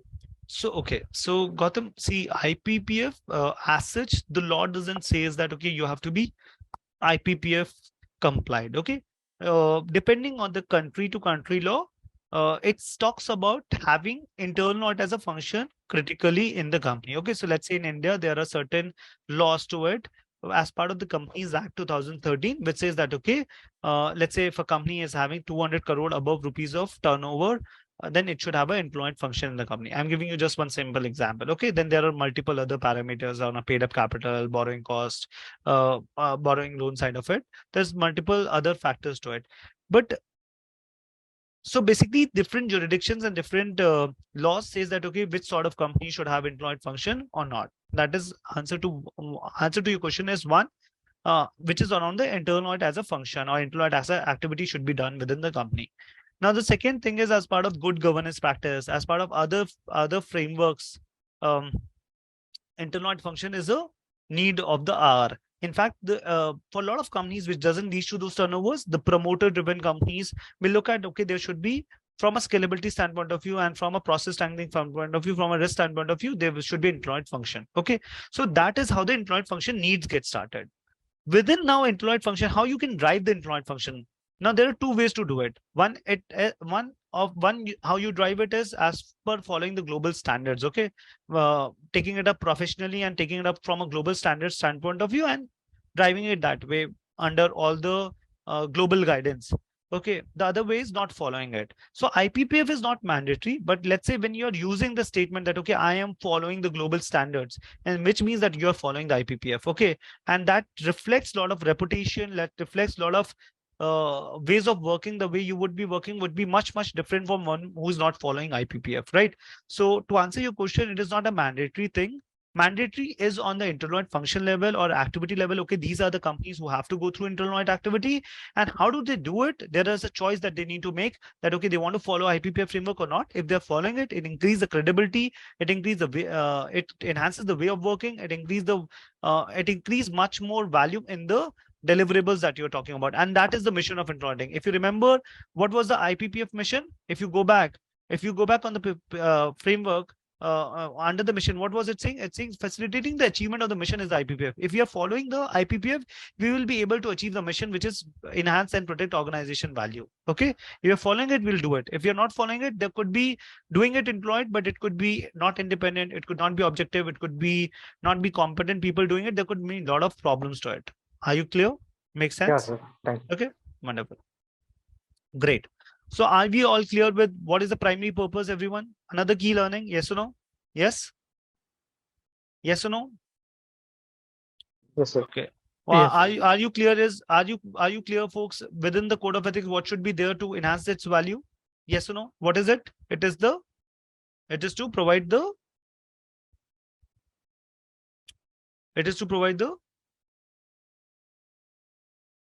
are you all with me? Yes or no? Provide and promote an ethical culture in the company. Folks, are you all with me? Can I quickly hear the word yes? Thank you, Abhijit. Yes. Are you all with me? Dipanshu, yes, Deepak, Bharti, Aruna, Jaideep, Lakshmi, Miskin, yes, sir. Neha, Yes, Prashant, Rajesh, Ram, Santosh. Yes, sir. Yes, sir. Okay. Okay, repeating my question, folks. What it should be included in the code of ethics to enhance its value? Can you all say that? It should provide for disciplinary action. It should provide for disciplinary action for violators. Okay, Good. wonderful. Okay, what is the primary purpose? It should promote ethical culture. Whom is it applicable to? It is applicable to who perform internal audit. people who are part of the internal profession and not just the people who are ACIs or the members. Okay. What are the other components of code of ethics? Force code of ethics extend beyond the definition of internal auditing to include two essential components: principles that are relevant to the professional practice and rules of conduct that describe behavior norms expected out of internal audit. So just take a quick read. This is not that important. All that is underlined is very, very important. Okay. Clear so far? Everyone clear so far? Yes or no? Yes. Yes. Yes. Okay. Wonderful. Moving on to now understanding the 4 code of ethics, folks. The 4 code of ethics, and again, my request is everyone to be here. Okay, everyone to be here, because this is where we build our foundation. We are enhancing our foundation, folks. All that we are covering to the presentation side is more important. After that, we are going to cover GLIM. It is going to enhance just a little bit more understanding, and then we are just covering the content, and then we get into the MCQ mode. But all we are covering to the presentation slide is sufficient enough to build our concept. Okay, we probably don't have to go to the GLIM. If we have gone through the slides, it is fine, but we'll go through the GLIM to get more comfort, more understanding. We'll go through it once again, but it will enhance our learning. But all that is on the slide is quite enough to build on the concept. Okay, are we clear? Are you all with me? Yes or no? Yes. Yes. Okay, wonderful. So Shweta, what are the 4 code of ethics we are talking about? Shweta, what are the 4 code of ethics we are talking about? Shweta Arora or Shraddha Patel, what are the 4 code of ethics we are talking about? Integrity, objectivity, confidentiality, and competency. Wonderful. Wonderful. So now within integrity, folks, what was the keyword that we have talked about? Anyone who could recall? It was integrity. Trust. The keyword is trust. Okay. Objectivity, what was the keyword? Objectivity, what was the keyword? Unbiased. Wonderful. Wonderful, everyone. Wonderful. So I think great. So within integrity, I've talked about trust, right? So now let's try to understand, folks, when we're saying integrity, what does it mean?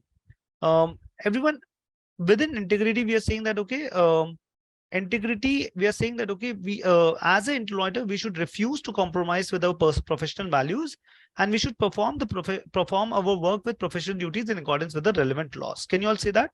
Everyone, can you all read it together? Within integrity, what are the 2 keywords?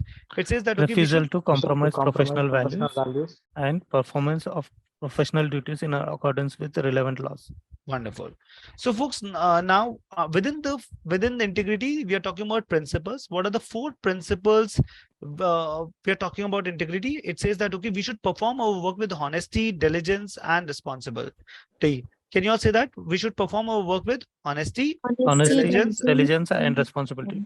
Okay, we should make disclosures expected by the law. Okay, we should make disclosures expected by the law, and we should not knowingly become a party to an illegal act. Okay, let's say there is a child labor going on in the company. We have seen it and we have not reported it, or we have now become indirectly become a party to an illegal act. Okay, so we should not become a party to an illegal act that is going on in a company, and we should not engage in any such act which is discreditable to the profession. Okay, which means that, okay, as part of integrity, we should not lie, we should not falsify, we should work with integrity. It's not that, okay, we are not competent and then we are saying that, okay, we are competent. It's not that, okay, we are not CIA certified auditor, but we are telling people, okay, we are CIAs. Okay, are you all clear? Yes or no? Yes. Yes.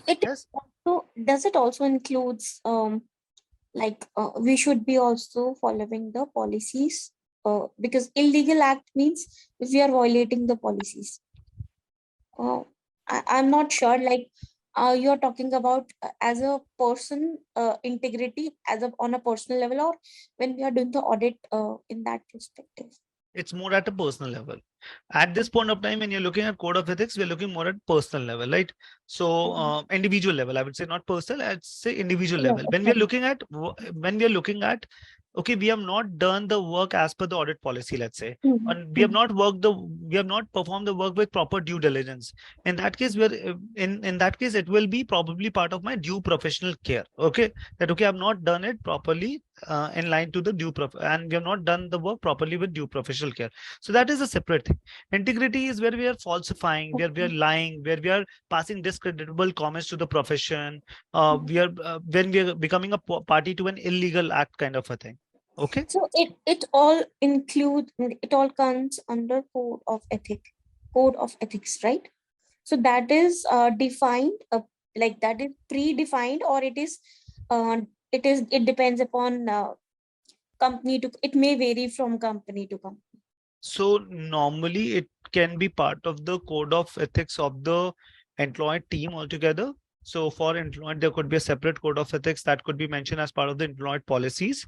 Okay. And generally, again, these aspects are also covered as part of the code of conduct of the company. And but that is more organization level. But see, as an employer, this is what is expected out of it. And this is what we are learning as employers, right?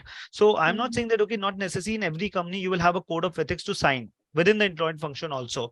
But let's take an example, right? Let's take an example. If we are chartered accountant, okay, if we are chartered accountant, we are again governed with the code of ethics of the company of ICI, right? Being a member of the Institute of Employers, Institute of Chartered Accountants of India, and being a chartered accountant, we also have the code of ethics to follow. Like we cannot solicit work, we cannot like pass discreditable comments to the profession. And there's so many code of ethics, right? We cannot probably use the CA as a within our name if we are not qualified, right? So similarly, within the IA also we have code of ethics. So as an employers, the IA says that, okay, we should not falsify, okay, we should not lie, we should not become a party to an illegal act, we should not do cheating kind of a thing, right? So that is all which will impact the integrity. If you're doing it, you're violating a code of ethics as integrity. Does that make sense? So it may be written, it may not be written, right? But this is what is expected out of us as employers. Okay, clear? In one of the companies, I did the audit internally only, and I've just reviewed because the internal auditor already present had not done the audits from 6 years in a proper manner. As a result, there were 55 NCs which were open. So just for my understanding, I would like to know, will that be a part of a code of ethics on an individual level or at a company level where they have not even introduced the audit policy, because that was a whole and sole person internally. So he has not introduced any policy which can be going against or going anything. So okay, so you're saying that there was an existing employers which was 6 years into that doing employing, but have not identified the right things, right? Are you saying that? Not resolved means not a resolution is not a part of work for the internal auditor. Yes, to some extent, he has not given the right, means the gaps were there, and But that, also so again, that is all part of due professional care. okay, so that will be coming under code of ethics or not? Not under the code of ethics, it will be part of the standards. It will be part of the standards under due professional care that, okay, the person has not done the work properly. And that is again subjective to kind of demonstrate that, okay, with the help of work programs, with the help of ways of working, with the help of materiality, and all those things will come into picture, right? It's not that, okay, someone who was not able to identify in the previous assignment and has identified now, it means that, okay, the person was all throughout not doing the work with integrity. Okay, it's all part of the due professional care. Integrity is, well, let's say the person was knowing something or the person has, there was a legal thing, something going on, but the person has not reported it and has become a party to an illegal act and has become a party to an illegal act. A person has noted something, but the person is lying to the management. That is where it is integrity. Does that make sense? Yeah. Okay. Yeah, I got little confused between the two scenarios, and a little bit I'm clear with now. No worries, Shweta. No worries. As we proceed, we'll understand more in detail. Don't worry. Okay. So great. So are we all clear on the integrity? We have 4 principles, folks. Can you all read it together? As a employers, what is expected out of us? We should perform. Can you all read it together? We should perform, work with everyone together. Diligence and responsibility. The next one, we should make disclosures. Disclosures expected by the law. The third one, we should not knowingly become a party to an illegal act or engage in an act and the third one is discreditable to the profession. Engage in an act discreditable to. Folks, now next point which we are talking about is objectivity. This is the most important thing.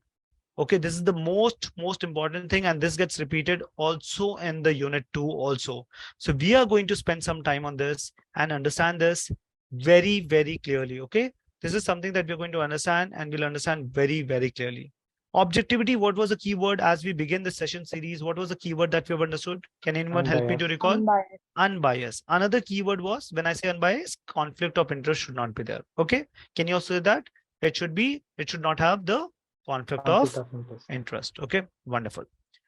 One more keyword I'm giving you all, folks. Objectivity is a individual level attribute. Can you all say that with me? Objectivity is what level? It is a individual level attribute. What does it mean?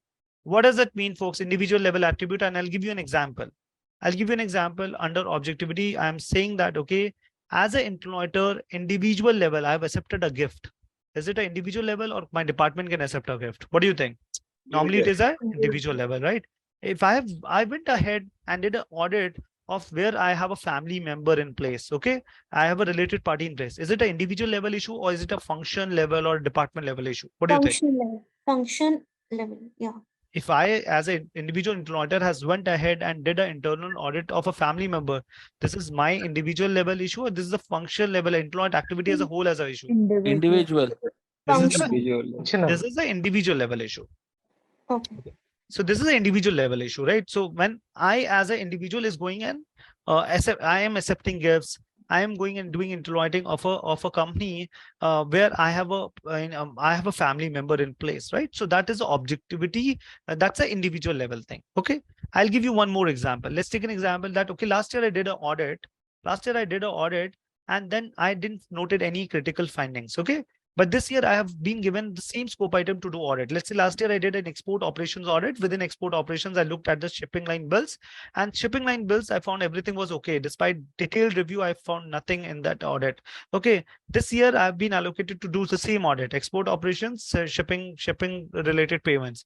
Based on just last year experience, this year I have given, okay, clean report. Okay. I've said that, okay, everything is working fine. This is the individual level problem or a function level problem? What do you think, first of all? Individual.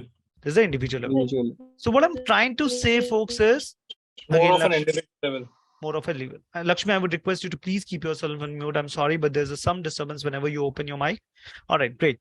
Coming back on, are you all fundamentally getting some idea? What is objectivity? Objectivity is a individual level attribute. Can you all say that? Objectivity is a individual level attribute. Okay, wonderful. Folks, now 3 critical things that we want to understand under objectivity, which is that we should not participate, we should not accept any gift, or we should disclose all material facts. Can you all say that? What are the 3 things? We should not participate. Can you just read out the keywords? We should not participate. We should not participate. We should not accept anything. We should not accept anything. And we should disclose all material facts. We should disclose all material facts. Okay, wonderful. Folks, now 2 more important things that we are going to understand. One is impaired and the second is presumed to impair. Okay, can you all say that? What are we saying? Impaired, and second is presumed to impair. So folks, everyone understand what is impaired, right? Let's say if I have accepted a gift, am I impairing it? Yes or no? Yes. If I'm accepting a gift, I'm impairing it, right? If I'm going and doing an audit of where my related parties, I'm doing an impairment, right? It happens like if there is important information which will impact the company and I have not disclosed it, in that case, I'm impairing it, right? Are you all with me? Are you all? Yes. Okay. Yes. Do you all agree with me? Yes or no? Now let's take a scenario, folks. Let's take a scenario that I have my internal audit done. Okay, I've done the internal audit. Everything is fine. I've reported it. There are critical findings, critical actions taken. 6 months down the line, that process owners is giving me a reward, okay, because of the good audit that I've done. Should I accept it? Should I accept it now after 6 months? No. Right? No.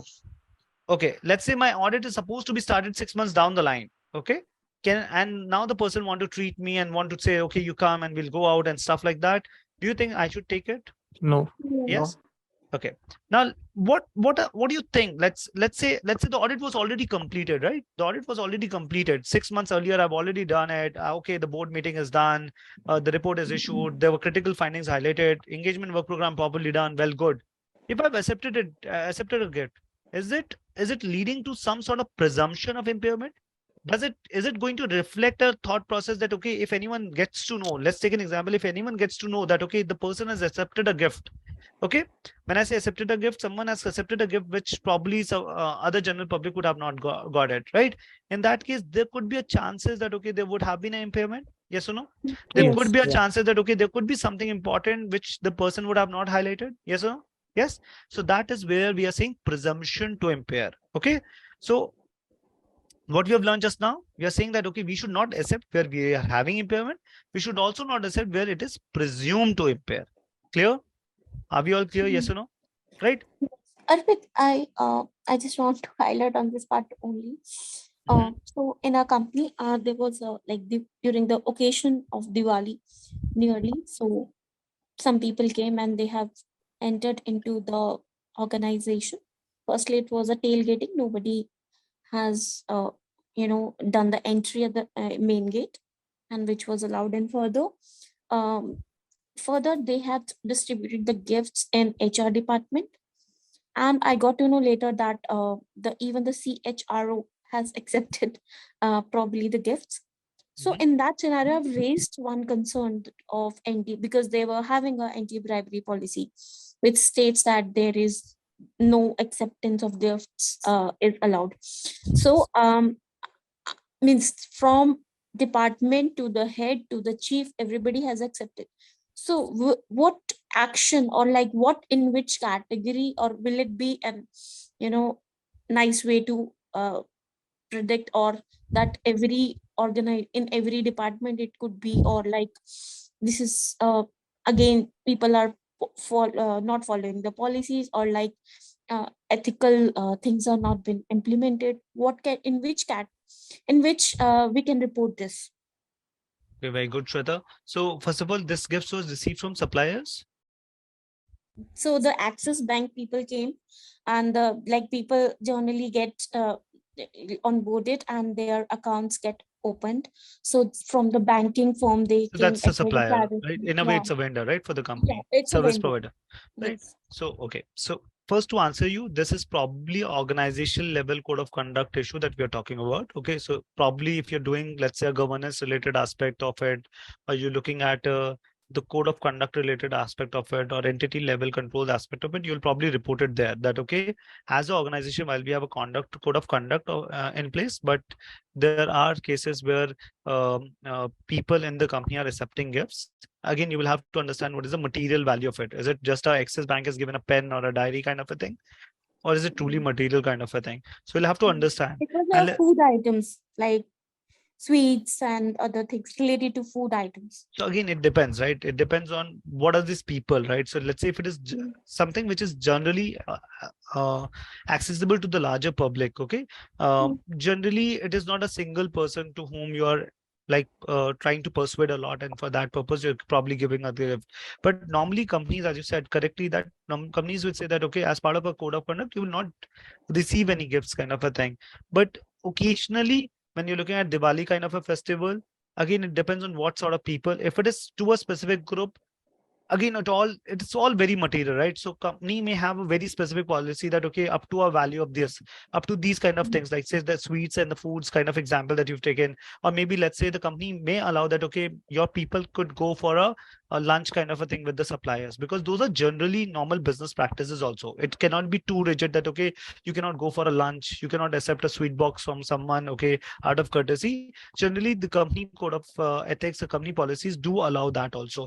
So we'll have to look at those aspects, but all I'm trying to say, the aspects that you're talking about is more like an organization level, culture related aspect, or it's more like a governance side of it. It's more like an entity level thing where we have to report it.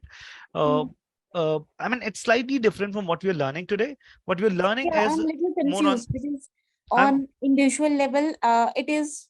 No. I would say, So the one. Let's try to understand what we are learning. Okay, we are learning internal auditors code of ethics. We are not learning companies code of ethics. Okay. Okay. When I say internal auditor code of ethics, we are learning what is applicable to us as internal auditors, not to procurement guy, not to HR related person, not to marketing related person. Okay. So what we are learning is whom are this code of ethics applicable to? Let's go back to one step back. These are applicable to the people who are practicing internal audit profession, right? Does it mean the procurement team member is doing the internal profession? The answer to it is no, right? If does the marketing person is doing internal audit profession? The answer to it is no. So to whom are the code of ethics of internal audit gets applied? It gets applied to the internal auditors. Okay. Whom are the code of ethics gets applied to this procurement, to marketing, even to the internal auditors, is the code of ethics that is given by the organization. So when I say objectivity, when we are learning objectivity, here we are talking about what is applicable to internal auditors, not to everyone in the organization. Okay. So what you're referring to is slightly different from what we are learning. What we are referring to is the code of ethics of the organization is in place. There is a non-compliance to it. How do we report it? That is altogether separate thing. As I said, that is something where you're looking at the policies and process compliance kind of a thing, and then you're giving your report, which is as much as good as you're doing an assurance assignment for the company. Okay, this is more like an assurance assignment of the company. And let's say you've noted this, but you've distorted the information. Let's say there was a material gift that was accepted. You've distorted it. Now, as an employer, you are impairing the objectivity is what we are going to learn and what we are learning under the objectivity. Are you clear? So there's a slight difference and the approach where you are going versus what we are. Okay. Yes, So yes. what we are learning is for the internal auditors and not for the organization. And what you're talking about is for the organization as per the organization code of conduct, to whom the code of ethics of Institute of Internal Auditors doesn't get applied. Okay, make sense? Yes. Wonderful. Very good. But it's good. It's good to clarify these thoughts, because a lot of us may get very confused with what is code of ethics of the company versus code of ethics of the IA. May not be to some extent same, but this is all that we are learning is expected out of internal auditors. Okay. Okay. When we are taking an example of accepting the gift 6 months down the line, it is only applicable to internal auditors the way we are saying it. Okay. Clear? Everyone clear? Yes or no? Yes. Arpit, Sudarshan here. Please go ahead, Sudarshan. Probably in an ideal world, right? So what Shweta just explained and what you actually clarified in terms of individuals code of ethics versus companies code of ethics. In an ideal world, it should all be related to each other, right? Or one should not be totally different from the other, ideally. You're right to say that, but there are different reasons of different things, right? So when we are looking at but more or less what you're saying is correct. See, the whole idea is the code of ethics of the company may focus on the conflict of interest, may focus on avoiding kickbacks kind of a thing, like which is not accepting any or giving any bias related information, preferences to vendors kind of a thing. May mention that, okay, you should disclose if any frauds are going in as part of the whistleblower policy kind of a thing.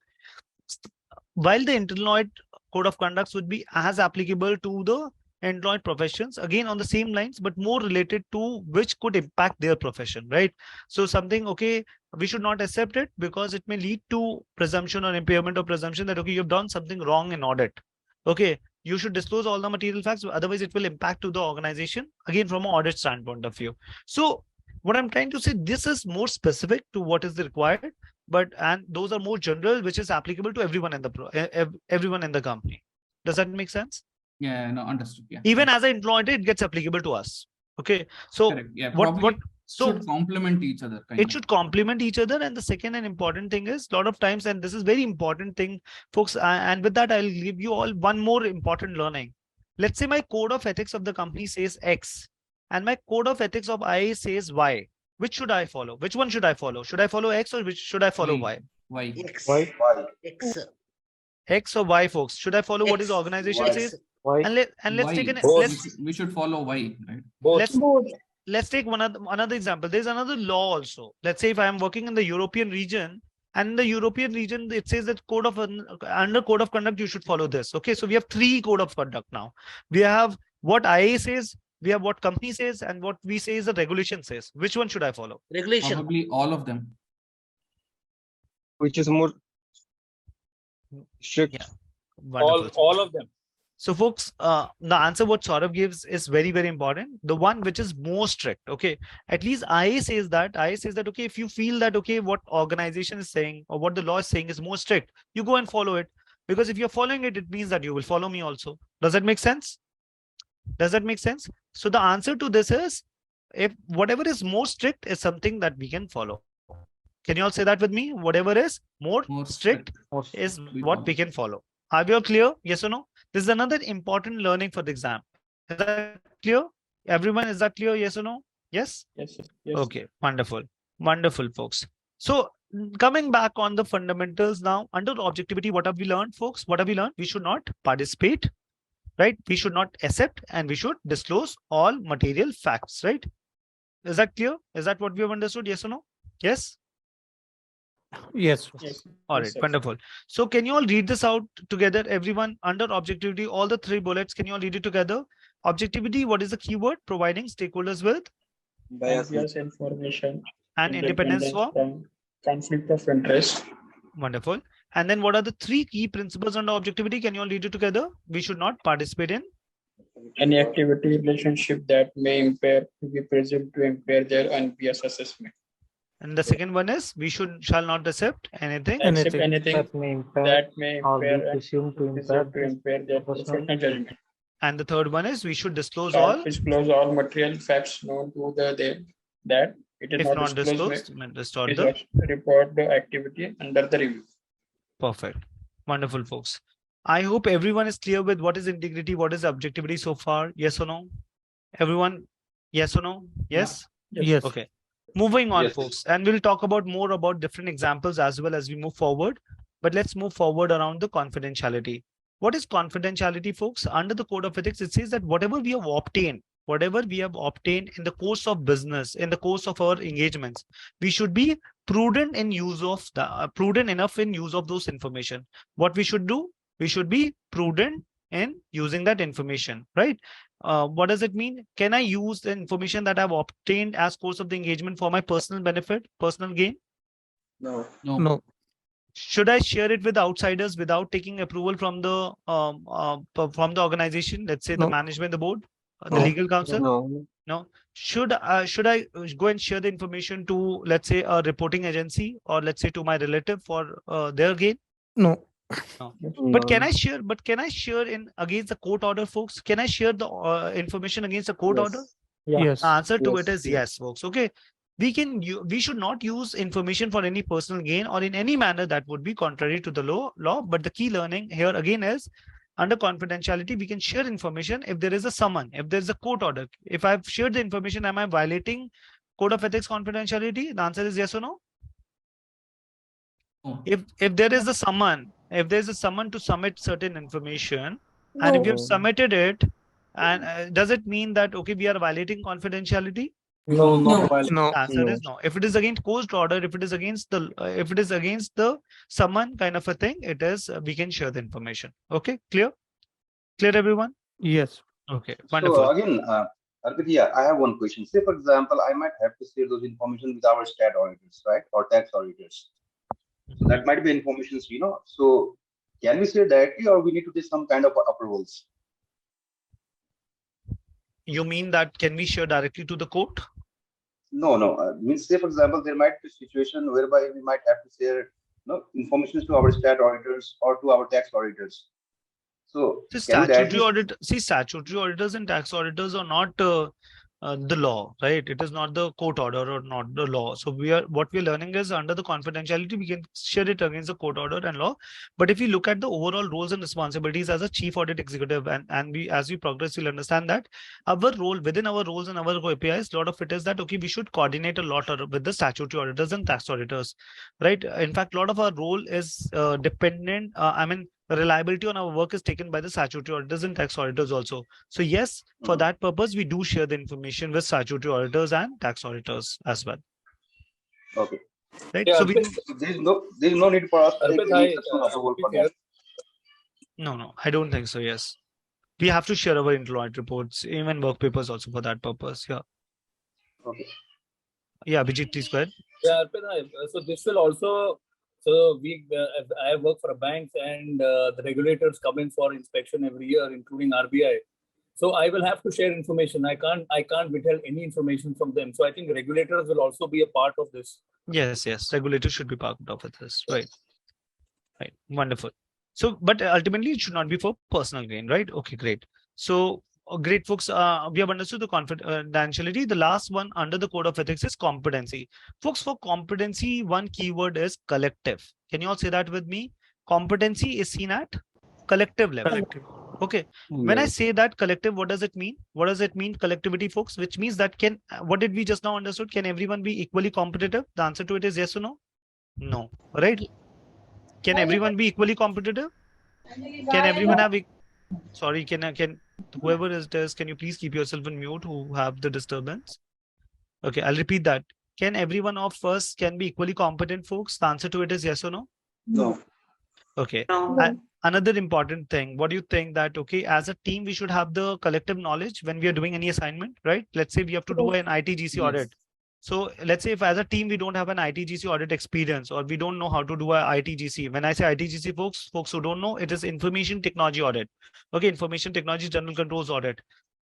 Or let's say the data privacy audit, let's say cybersecurity audit, let's say emerging technology audit, or let's say bot audit, IoT audit. Let's say we are talking about these things. Okay. If we don't have the skill set as a team, should we do that audit? Should we pick and do that audit? The answer is no. But if so that is key, right? So that is what we have understood. What we are saying is competency is seen as a collective thing. Is that clear? Yes or no? Yes. Yes. All right. So let's take two more examples on collective competency, folks. Let's say if I have an engineer coming in my team, let's say if there is a fresher, there's an engineer coming in my team who doesn't have any experience or employed. In fact, he or she come from the engineering background. Can I onboard the person? Can I onboard the person into the employed function? Is there anything I am violating on competency as a code of ethics? So I can always I can always hire these folks, right? Because what we are looking at competency, not at an individual level, but at the team level. Is that clear? Is that clear? Yes or no? Yes. Yes. Yeah. Let's take another example, folks. Let's say there is a cybersecurity audit which is planned 6 months down the line. Okay. As a team, we don't have the knowledge. Should we pick it up? The answer to it is prima facie. Yes or no? No. But let's say if I have plans to conduct trainings, if I have plans to have a hand-on experience on it, okay, along with the team, okay, or even individually, let's say if I go and learn that skill set and want to do an audit, and then I want to engage my team and I will closely supervise it, can I go and do it? Is it anywhere impairing competency? As in there is any violation of competency if I'm taking sufficient training? The answer to it is no, right? But if I'm going without learning, without training, if I as a team don't know it, can I pick it? The answer to it is no. Oh, okay, I cannot do it. If I'm doing it, I'm violating. As a team, we are violating competency. Is that clear? Make sense? Yes or no? Yes. Great. Folks, under competency, it says we should only engage in the services where we have the necessary knowledge, skill, and experience. Okay, are you clear? We are saying we have as a team. It's a collective thing. Okay. Perform employed services in accordance with the standards and continuously improve the proficiency and effectiveness and quality of service. So we should continually improve our proficiency and effectiveness and quality of the services that we do.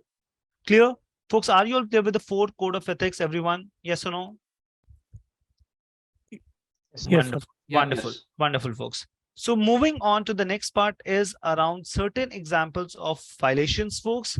And once we have gone through it, we'll take a quick 10 minutes, 15 minutes break. So on the last slide, are you all with me? Can I quickly hear the word yes? Yes. Are you all with me? Yes. All right. Yes. Wonderful, Yes. folks. So let's take a quick look on this and then we go for 15 minutes break. Okay, folks, this is an important, very, very important slide that we are talking about. So I would request everyone to kindly focus on this slide. Here we are talking about certain examples which may lead to violation of what we have studied earlier now. Okay, let's take an example on integrity. Making claims about one competency in a manner that is deceptive, false, and misleading. Did we took that example? Yes or no? That, okay, I am saying that, okay, I'm a certified internal auditor, I am a certified risk management professional if I'm not. Am I falsifying if I'm making claims about my competency in a manner that is deceptive, false, or misleading? Yes or no? Yes. Is it going to impair integrity? Is it going to be violating code of integrity? Code of ethics integrity? The answer to it is yes. If I'm lying, if I'm overlooking illegal activities, the example that we took of child labor, like something that is where is non-compliance going around the environmental laws, let's say. Okay, and we have seen it and now we are overlooking it. Now we are becoming a party to an illegal act. So that is again part of your violation of integrity. Making disparaging comments about the organization, fellow employees or stakeholders is again is code of ethics and is violating code of ethics integrity. Are we clear? Are we clear on different violations which may lead to integrity? Yes or no? Yes. Okay. Moving on to the next part, objectivity, folks. Again, very, very important. We covered auditing an area where a close friend or relative is employed. If we are auditing an area where a close friend or relative is employed, is it going to impair objectivity? The answer is yes or no? Yes. Auditing an area where the auditor worked within the previous year. Very, very important, folks. Very, very important. What does it mean? Auditing an area where the auditor worked in the previous year, within the previous year. Let's say I was heading the procurement of the company. I was heading the procurement function of the company. I've been just now moved under the internal job posting of the company. I've taken a internal auditor role. Can I go and do the procurement function audit? No. Can I go and do audit? No. Right, folks, Sir, are you all with small me? question here. Let me just complete it, please. Let me just please complete it. I'll come back to your question. Folks, I'll repeat that.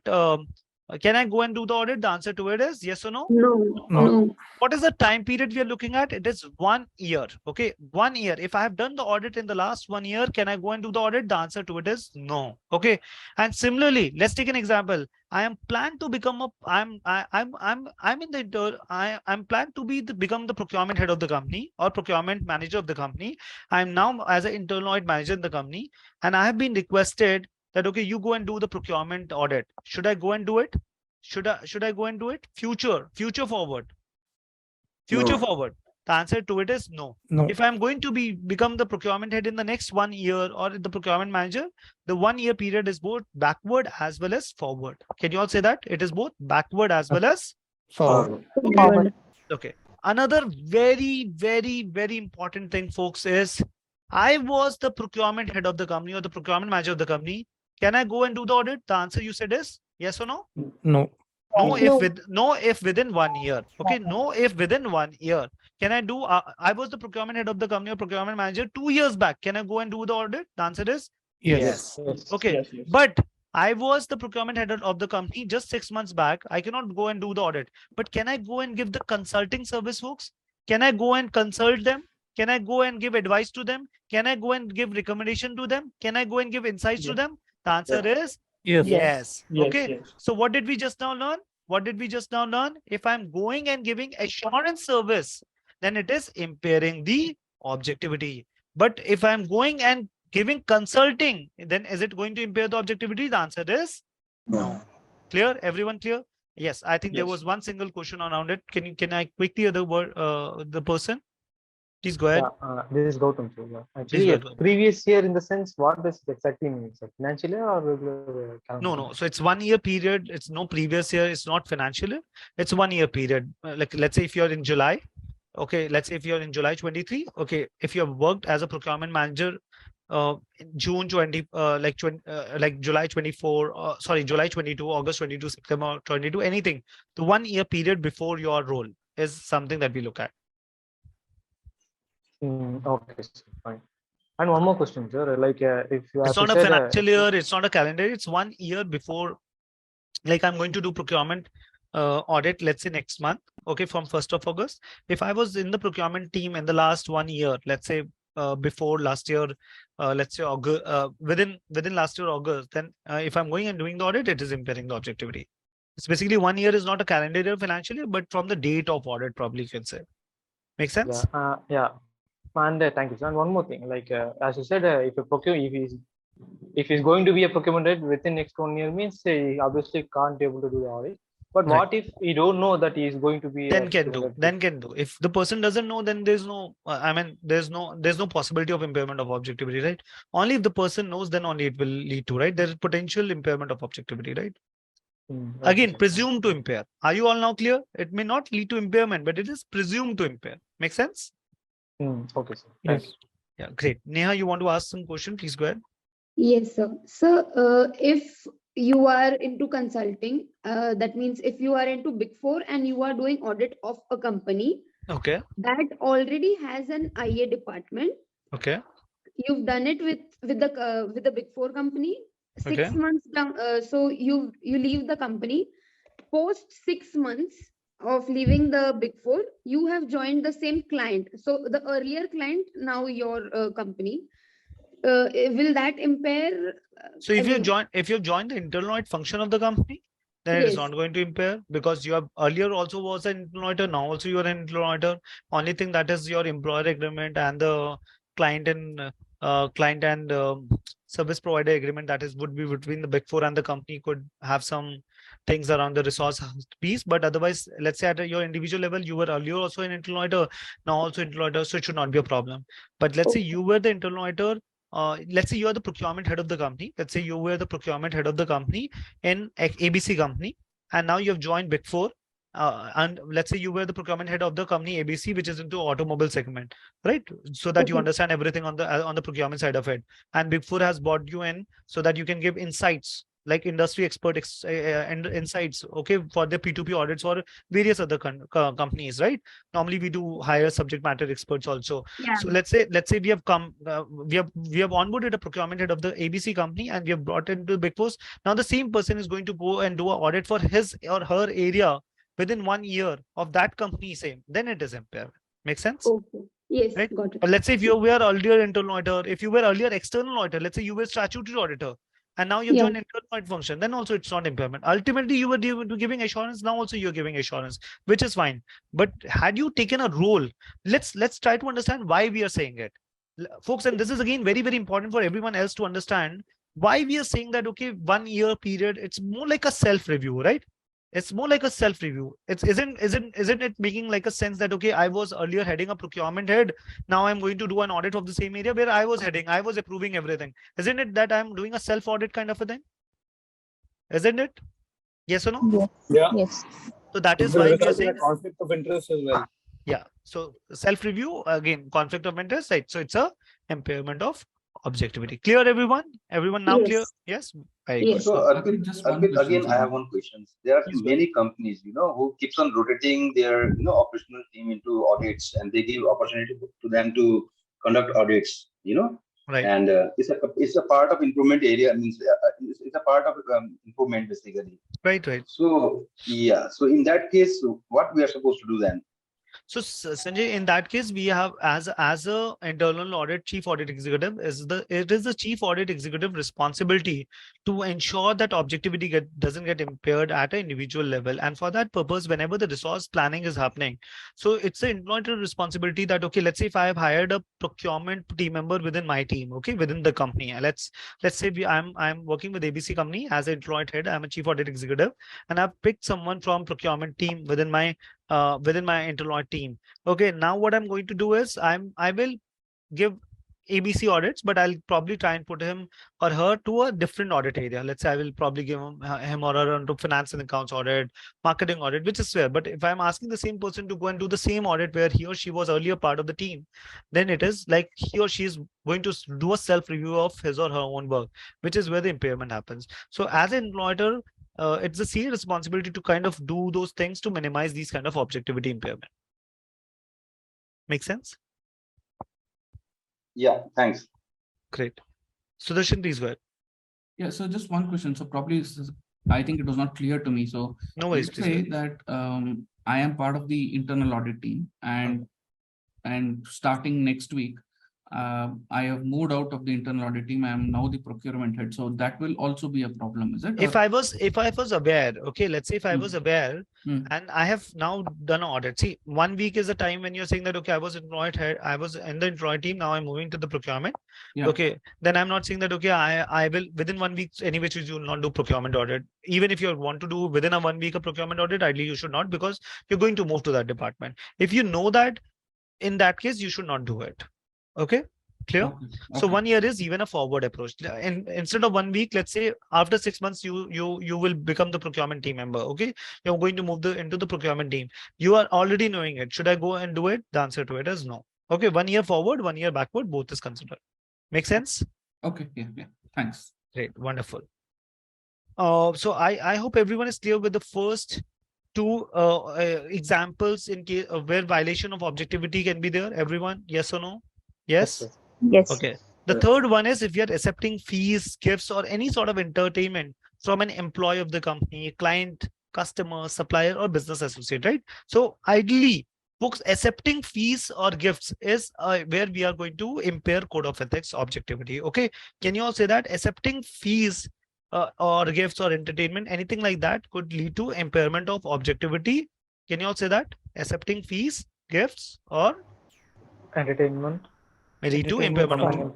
And what did we just now learn, folks? 6 months down the line, post closure of audit, 6 months before the project gets initiated. Okay, I am not anymore into the employed function. Now I have become the procurement head of the function. Can I, in any of these scenarios, can I accept the gift? No. In all this, no. Folks, again, I'll repeat that. I'm not an employer now. I've moved to the procurement function of the company. Can I now go and accept the gift? No. Answer to it is no. In any case, code of ethics, again repeating it, code of ethics is applicable to whom? To people who are into the employed profession, to the IA members, to the CIAs as well, right? So it's applicable to all of them. Now, let's say if I am an IA member, I am a CIA or anything like that, and I've moved out of the employed profession, now I'm into the procurement. Can I accept the gift? The answer to it is no. Again, for examination, if I'm seeing anywhere accepting gifts, is it allowed? The answer to it is no. Clear? That means I am violating the code of ethics objectivity. Is that clear, everyone? Yes or no? So, Arpit, the word that we have used, except fees, does that mean the service charges? Say, for example, I am a freelancer, and I have been appointed as an internal auditor, and definitely I have to go and accept the fees. So, what we are trying to say with this particular word, accept fees? Okay, so of course, see, service provider against professional fee. Of course, this is part of your professional mandate, right? So, of course, for that, you're not going to impair objectivity. That's a consideration that you're charging for your work, right? Accepting fees, gifts, or entertainment is more like maybe you're charging some commission. Okay, maybe you're charging some sort of kickbacks, some charges to dilute your observation. Something like favors that you're taking is more from an outlook. Okay, and another important thing, folks, and this is probably as we begin the session series, I want to give you all a thought process, folks, to understand the CIA exam also. Please, and this would be most difficult for people who are into the consulting role. Okay, this would be more difficult for people who are in the consulting role. In order to clear the CIA exam, think from a point of view that you are in an industry, and within industry you are part of the internal audit department, and then you are doing all these things. Okay, in that case, it will you will be able to answer better. Don't think your role as a external consultant or as an external service provider or someone who is part of the Big Four kind of a thing, okay, or any other leading service organization. Are you clear? For examination, try to read the question in such a way that, okay, I am the internal auditor of the company. Okay, I am not a service provider. Are you all clear? Are you all clear? Yes or no? Sanjay, does that make sense? Yes. Okay, yeah. So now think from a same point of view. Think that, okay, I'm into the internal audit profession of the company. Okay, I'm the employer of the company. I'm in the industry. Can I accept the fee? Can I accept the gift additional to whatever my salary is? The answer to it is no, right? Right? But when you're seeing accepting fee as an external service provider, as a consulting company, as an assurance company, as a CA firm, as a risk consulting firm, whatever it is, right? So in that case, of course, this is part of my mandate, right? So, and in order to avoid this confusion, and that would be especially for people who come from the consulting background, they would face this difficulty because they will think from that point of view always that, okay, I'm a service provider. Can I do that? Can I do that? Can I do that? The answer to it is the whole of a CIA as a subject. It goes more from a point of view that, okay, it is more applicable to the organization and the people who are in the organization. It is applicable to the internal audit activity function of the company. Okay, makes sense? Does that make sense? And the people who are serving as employers. Is that clear? Make sense? Yes. Okay, just keep that in mind. Again, I'm saying that, folks, I know it's day one, class one. It may be difficult for you to kind of absorb that, but as we proceed, this will get embedded in ourselves. So don't worry about it. Don't think that, okay, it's too much to grasp. As we proceed and as we understand more and we repeat all these, this will get automatically embedded in our mind. Clear? Okay. Hi, Arpit, I have a query. Can I ask? Please go ahead, Bharti. Yeah. So I was practicing question on claim. There was one question that if the internal auditor has been offered a pen which has a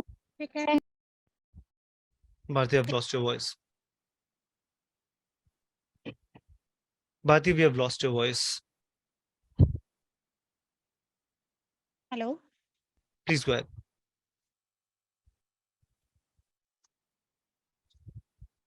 Can others hear Bharti? Yeah. The connection was disconnected. Yes. Please go ahead, Bharti. Yeah. So there was one question I was practicing. If internal auditor has been offered a pen which has a significant value, can he accept the same?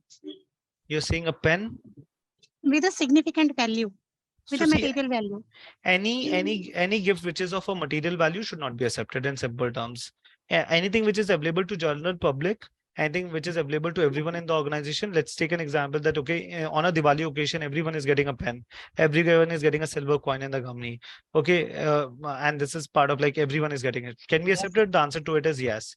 Okay, something like a diary, a pen kind of a thing, it's okay. But something which is of a material value, and which is the intent of the question is more like a special attention kind of a thing, which is specific to a set of group of people or specific to the internal auditor, even like a flight ticket or a business class ticket, it should not be accepted. Okay, thanks. All right, Thanks. great. Wonderful. All right, folks. So moving on to the fourth example. The fourth one is distorting facts reported in the final engagement communication. What does it mean?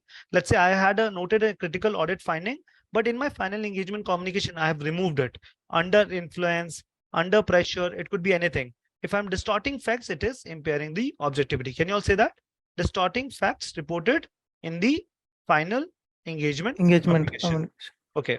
The next one is sale of service or products by the employer to the organization. If I'm selling service or products to the organization, again, it is impairing the objectivity. I cannot be a vendor. Okay, I should not be the person who is selling to the service or products by the employer to the organization. Is that clear? Can you all read it together? I'm sale of service or products by the employers to the organization. Right. Okay. Even what did we understood? Even if I'm in a non-audit position, can I accept the gift? What did we understood? Can I accept that? Even if the answer to it is no. So working in a non-audit position and accepting gifts not permitted by the IA Code of Conduct. Not communicating pertinent information to the chief audit executive. Now this is again a very classic example, folks. Let's say there was a fraud going on. Folks. I have informed to my supervisor. Okay, supervisor is not informed to the chief audit executive. Who is impairing the objectivity? Is it me or is it the supervisor? Supervisor. Okay, let's say if I have informed to the CAE and CAE is not informed to the board, who is it impairing the objectivity? Is it me or the CAE? CAE. Are you now fundamentally clear? Objectivity is an attribute of individual internal auditor. Are we clear? Yes or no? If I am not communicating pertinent information, important information to the CAE, in that case, who is going to impair? I am going to impair, right? If I have informed to the CAE, am I going to impair or is it the CAE who is going to impair? It will be the CAE probably. Are we all clear? Yes or no? Yes? Yes, sir. Yes. All right. Moving on to the last two examples, folks, more on the objectivity is accepting a bonus based on work accomplished during audit. Normally, our folks, again, don't confuse yourself with your annual bonus, performance appraisal kind of a thing. Your just think from a point of view that, okay, you are within the employed function of the company. Okay, and then can you accept a work fee based, bonus based? The answer to it is no. Normally, you will have a salary and then you will have a performance appraisal kind of a mechanism. You will have a compensation and performance appraisal. But we should not accept work bonus based on the work accomplished. Okay. Okay. If we are doing it, we are accepting it, then it is impairing the objectivity. Can you all read it? This second line, last one. Can everyone read it? Accepting a bonus based on work accomplished during an audit. Okay, and the last one is intentional omission of disclosures of illegal activity from final engagement communication. Again, if we are intentionally removing something, again, similar to distorting facts in the final engagement communication, again, under pressure or anything, it is impairing the objectivity. Clear? Everyone clear so far? Yes or no? Yes. Okay. Moving on to the next one on the examples around confidentiality. Can I have a volunteer in? Can I have 3 volunteers in? I've already covered these examples. Maybe Abraham, you want to pick it up? Abraham and maybe Anjali, Roy and Anju Mohan. If 3 of you can quickly read each of this bulletin and quickly help us to understand what are these examples of impairment of confidentiality code of ethics? Quickly, any one of you.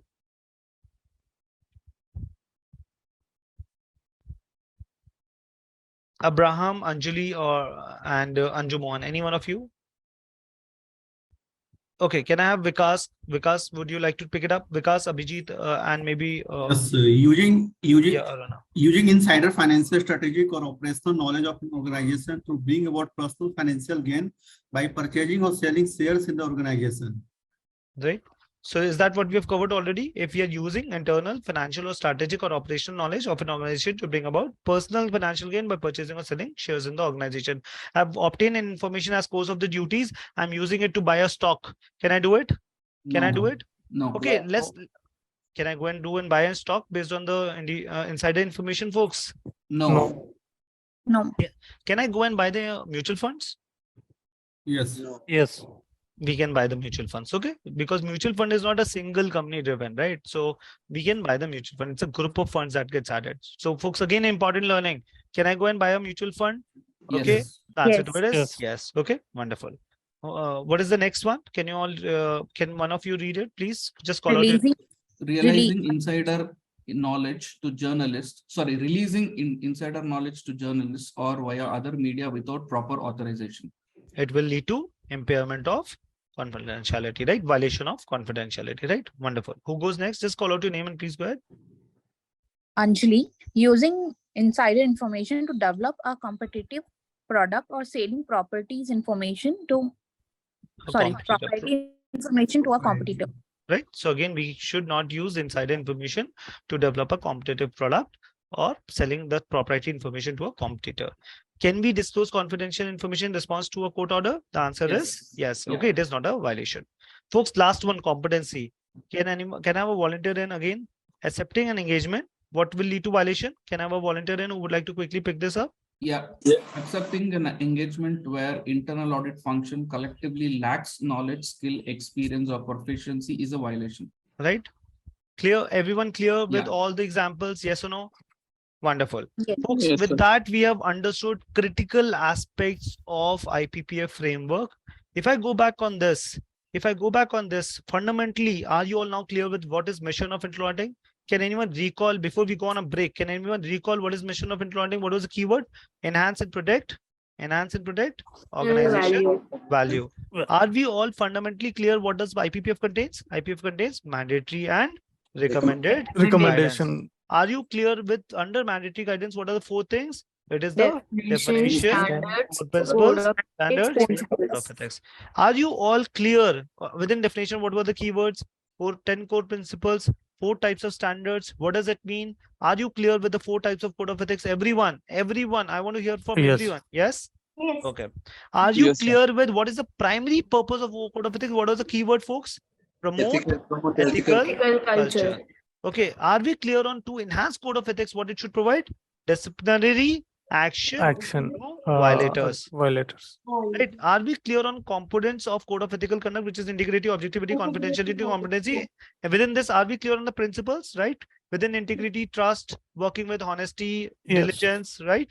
Not become a party to an illegal act, right? Making disclosures expected by the law, right? Not passing disparaging comments for the discreditable, not making profession discreditable, right? Is that what you've understood? Yes or no?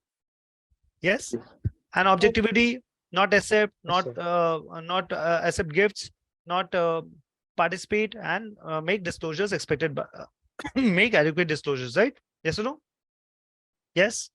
Are we clear on these? Yes or no, everyone? Yes. Yes. Are we clear on the different examples of violations? Yes or no? Yes. To whom are this code of ethics applicable? Are we clear? Yes or no? Internal auditors. Individual level. People who are in the profession, right? Not to the not just to the CIAs or IA members. Wonderful, folks. With that, we have covered some of the key learnings. Let's take a quick 15 minutes break. It's 7:20. Let's reconnect at 7:35. Okay. And then after that, we'll cover one more critical topic, which is internal audit charter. Folks, that will be the critical portion of today's understanding. And then we'll look at what does the GLIM provide. Okay. So we connect at 7:35. Let's reconnect at 7:35. Let's take a quick break. All right. Wonderful. Okay. Is everyone with me? Can I quickly hear the word yes? Yes, sir. Wonderful. Yes. Arpit, while we wait for the others to come, just one quick question. The standard numbers, right, for attribute and performance standards, that 1000 series and 2000 series, do we have to remember those numbers? No, we don't have to remember. Okay. We don't have to memorize anything like that. Okay, great. Okay, thanks, Arpit. Thank you.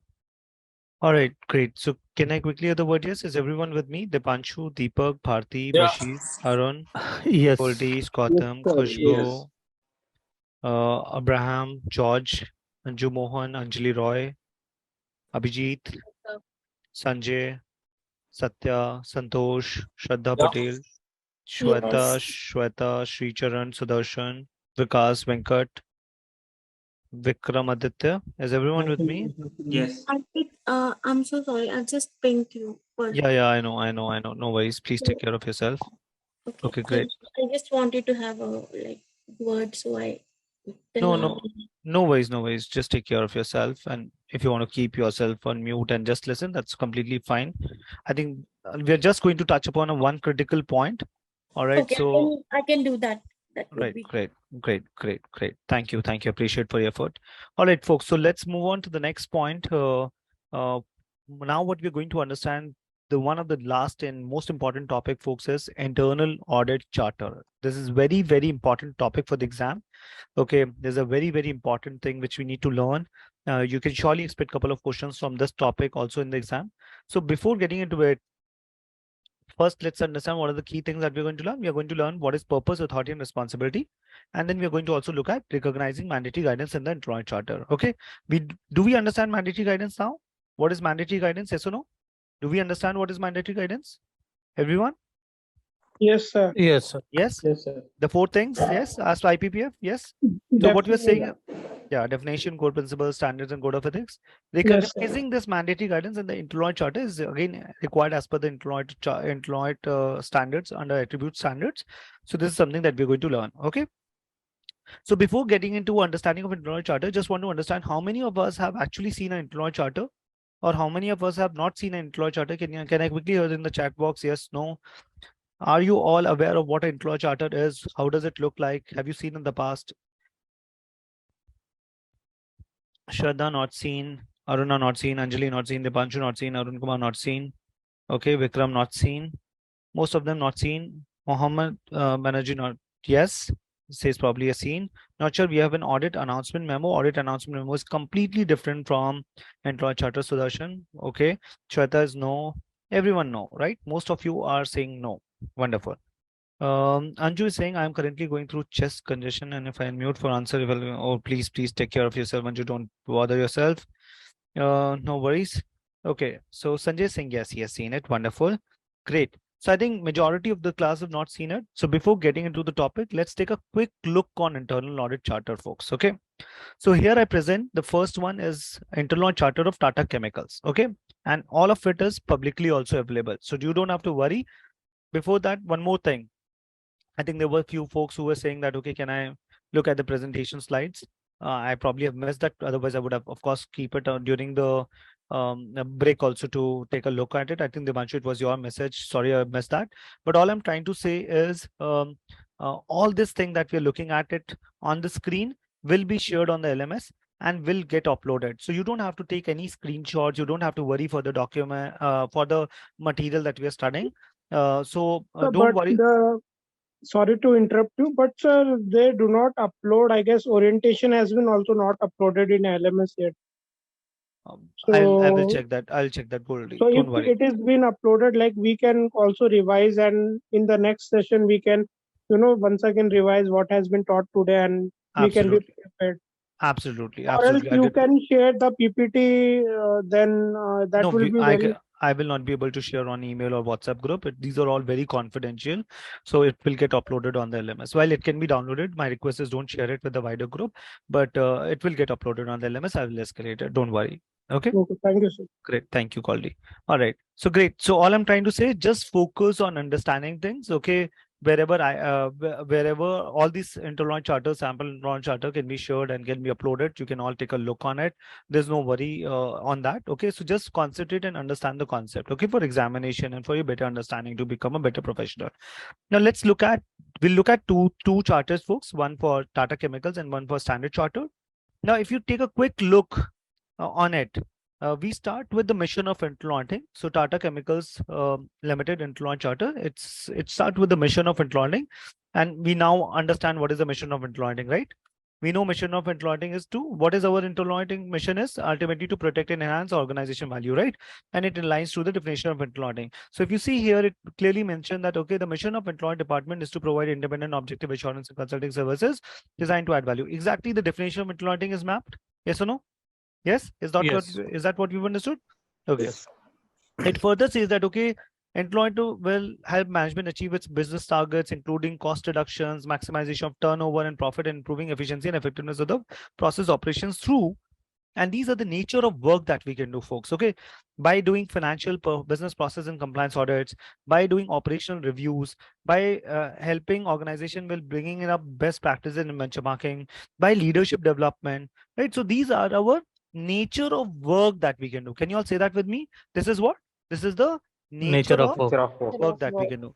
Like furthermore, it details that, okay, within the scope of work, what is our scope of work? The scope of work of the employee department is to determine whether the organization network of risk management control and GRC process, like governance process, as designed and represented by management, is adequate and functioning in manner of to ensure risks are appropriately identified and managed. Are we saying that, okay, our work is to identify risk and start managing the risk? It is that, okay, employee department is to determine whether what the management has defined is working and is adequate or not, right?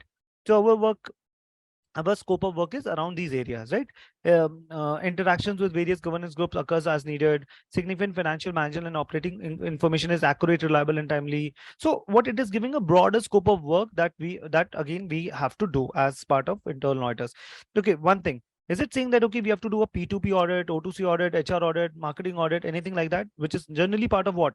Is it part of risk-based audit plan, or is it part of my internal audit charter? It is part of my risk-based plan. It's part of my risk-based employment plan. Wonderful. Okay, wonderful. So basically, what did we understood? We have understood that, okay, the internal charter will have a mission. Okay, it will talk about the nature of work, and it is also giving a broad view on team. It is also giving on accountability. It is talking about independence. It is talking about responsibility. It is talking about quality assurance, folks. It is talking about quality assurance. Can you all say that? It is talking about quality assurance. Okay. And then it is talking about reporting. It is talking about best practices, leadership development. It is also talking about authority. Can you all say that? It is talking about authority. Now, what is authority? Under authority, if you see, it says that the head internal audit and risk management and the staff of internal auditing department are authorized to have unrestricted access to function, record, property, and personnel, have full and free access to the audit committee, allocate resources at frequencies, determine the scope of work, and apply the techniques required to accomplish audit objectives. So it is, what does the employee charter says? Who will determine the scope? It is the internal audit team, right? It is the internal auditors who will determine the scope of work. Is that clear? Makes sense so far? Yes or no? Yes? Yes, sir. Yes. Okay. So it is basically giving the authority also. Okay. Moving on, it is talking about standards of audit practice. What is it saying? Standards of audit practice. The internal audit department will meet or exceed the international standard for the professional practice of internal auditing, which is the IPPF framework. Yes or no? Yes. Yes. It is recognizing mandatory guidance of IPPFA. Precisely, is it recognizing mandatory guidance? The answer to it is yes or no? Yes. Right. So now, are you all clear what an internal charter will normally have? The internal audit charter, folks, has 5 critical things. Can you all say that with me? How many total critical things? It has 5 critical things. Now, what are those 5 critical things? The first one is purpose. Can you all say that? The first one is purpose. The second thing is authority. Can you all say that? The second one is authority. The third one is responsibility. The third one is responsibility. The fourth one is the nature of work that we can do. The nature of work that we can do. And the last one is recognizing mandatory guidance, which is including the QAIP program. Recognizing mandatory guidance and the QAIP program. Can you all say that? Recognizing mandatory guidance and QAIP program. Okay. Are you clear what are the minimum requirements and minimum things that should be in the internal charter? The purpose. Purpose is nothing. It is as in line to the definition of internal auditing. Are we clear? Yes or no? Yes. Are we clear on what will generally authority will be there? Unrestricted access. Okay, internal auditors should get unrestricted access to the areas where they are auditing, right? Responsibility. What are we responsible for?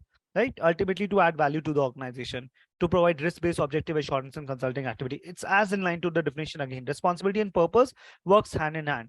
And finally, the nature of work, which means that, okay, whether I can do IT audits, whether I can do forensic audits, whether I can do financial audits, whether I can do what sort of audits, what kind of assignments that I can do, what sort of internal audit engagements that that internal audit team should do is part of my nature of work. And finally, recognizing that, okay, internal audit function will go through a QIP program once at least 5 years or 4 years or 5 years externally. It has to ensure quality in the department. Did you saw that quality? Yes or no? Yes. Yes, here it is. What does it mention? Can you all read it together? It is mentioned that, okay, ensure that an independent peer review of the internal audit department is carried out at intervals not exceeding 4 or 5 years. Okay, we'll understand, folks, when you'll understand the QIP, basically just to enlighten you, the QIP standards of the IPPF framework, like when we are going to read the QIP, it says that, okay, once in 5 years, internal audit activity as a function should go through the external assessment. When I say external assessment, someone outside the company will come and assess whether my internal audit function is following the IPPF standards or not. Is that clear? Make sense? So far, make sense? Yes or no? Yes. Are we all Yes, clear sir. what is in the internal audit charter broadly? Yes or no? Arpit, Wonderful. sir, I have a question. We understand the parts of the charter, but I wanted to understand, like, what is the use of this charter, who is going to use, and what it relates to an individual. Like, I'm an auditor, so how does it relate to me?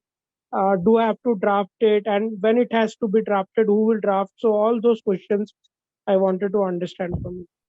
Very good, Goldie. Don't worry. All of these answers will be answered. So Darshan, you're asking what you mentioned QIP. What is this? We'll cover this as a part of separate section. Okay, just at this point of time, just remember it is also talking about quality assurance improvement program, and it is giving one portion to it. Okay, QIP is a huge topic and it's a very important topic. It is in section 4. Okay, when we have covered this unit, then after this another unit, and then we start the QIP program. It's a detailed topic to look at. So we'll cover at that point of time. Okay, at this point of time, just remember that, okay, quality assurance improvement program is for the internal audit activity function, and it the charter says that, okay, internal audit activity as a function should go through a QIP program. Okay, clear? Yes or no? Yes. Is that clear, Sudarshan? Yes, Okay, wonderful. So I think, Goldie, very good question. Very good question that you've talked about that, okay, whom is it applicable to? What is the relevance of this? Now let's talk about that. Let's talk about that. What is it relevant for? See, what do you think, folks? What do you think that, okay, how do we work? What is our work style? Should we clear our expectations with the audit committee? Yes or no? Yes. Should we clear our expectations with the audit committee, everyone? Yes or Yes. no? Right? How do we clear that expectation? How do we clear our expectation that, okay, this is what I'm supposed to do, right? That is through the internal audit charter, right? When I say what is our expectation, we are talking about internal audit function of the company, what they need to do as a function. How do they agree with the management? How do they agree with the board? How do they agree with the audit committee? It is through the internal audit charter. Are you clear? If you go back, what were the key things that is covered in the internal audit charter? What is the purpose? What is authority? What is the responsibility? What is the nature of work that we do, right? And recognizing QIP program. So if you look at all the 5 elements which is required to be in the internal audit charter, under the nature of work, are we setting up the expectation with the audit committee that, yes, this is the type of assignments that we'll do? This is what I'm required to do as part of my responsibility. This is my purpose statement, what I am requested or what I'm supposed to deliver for the company. Am I making sense, folks? Yes or no? Yes? Yes. Goldie, does that make sense for you also? Yes? Yes, sir. So is it like an agreement? Not an agreement. This is more Okay. like a charter. This is more like, this is called as a charter. This is more like a governing document. Like normally the companies will have an audit committee charter, a risk management committee charter. Likewise, we also have an internal audit charter. That brings to my second point. Do you think internal audit charter and audit committee charter are the same thing? What do you think, folks? Is the internal audit charter and audit committee charter is the same thing?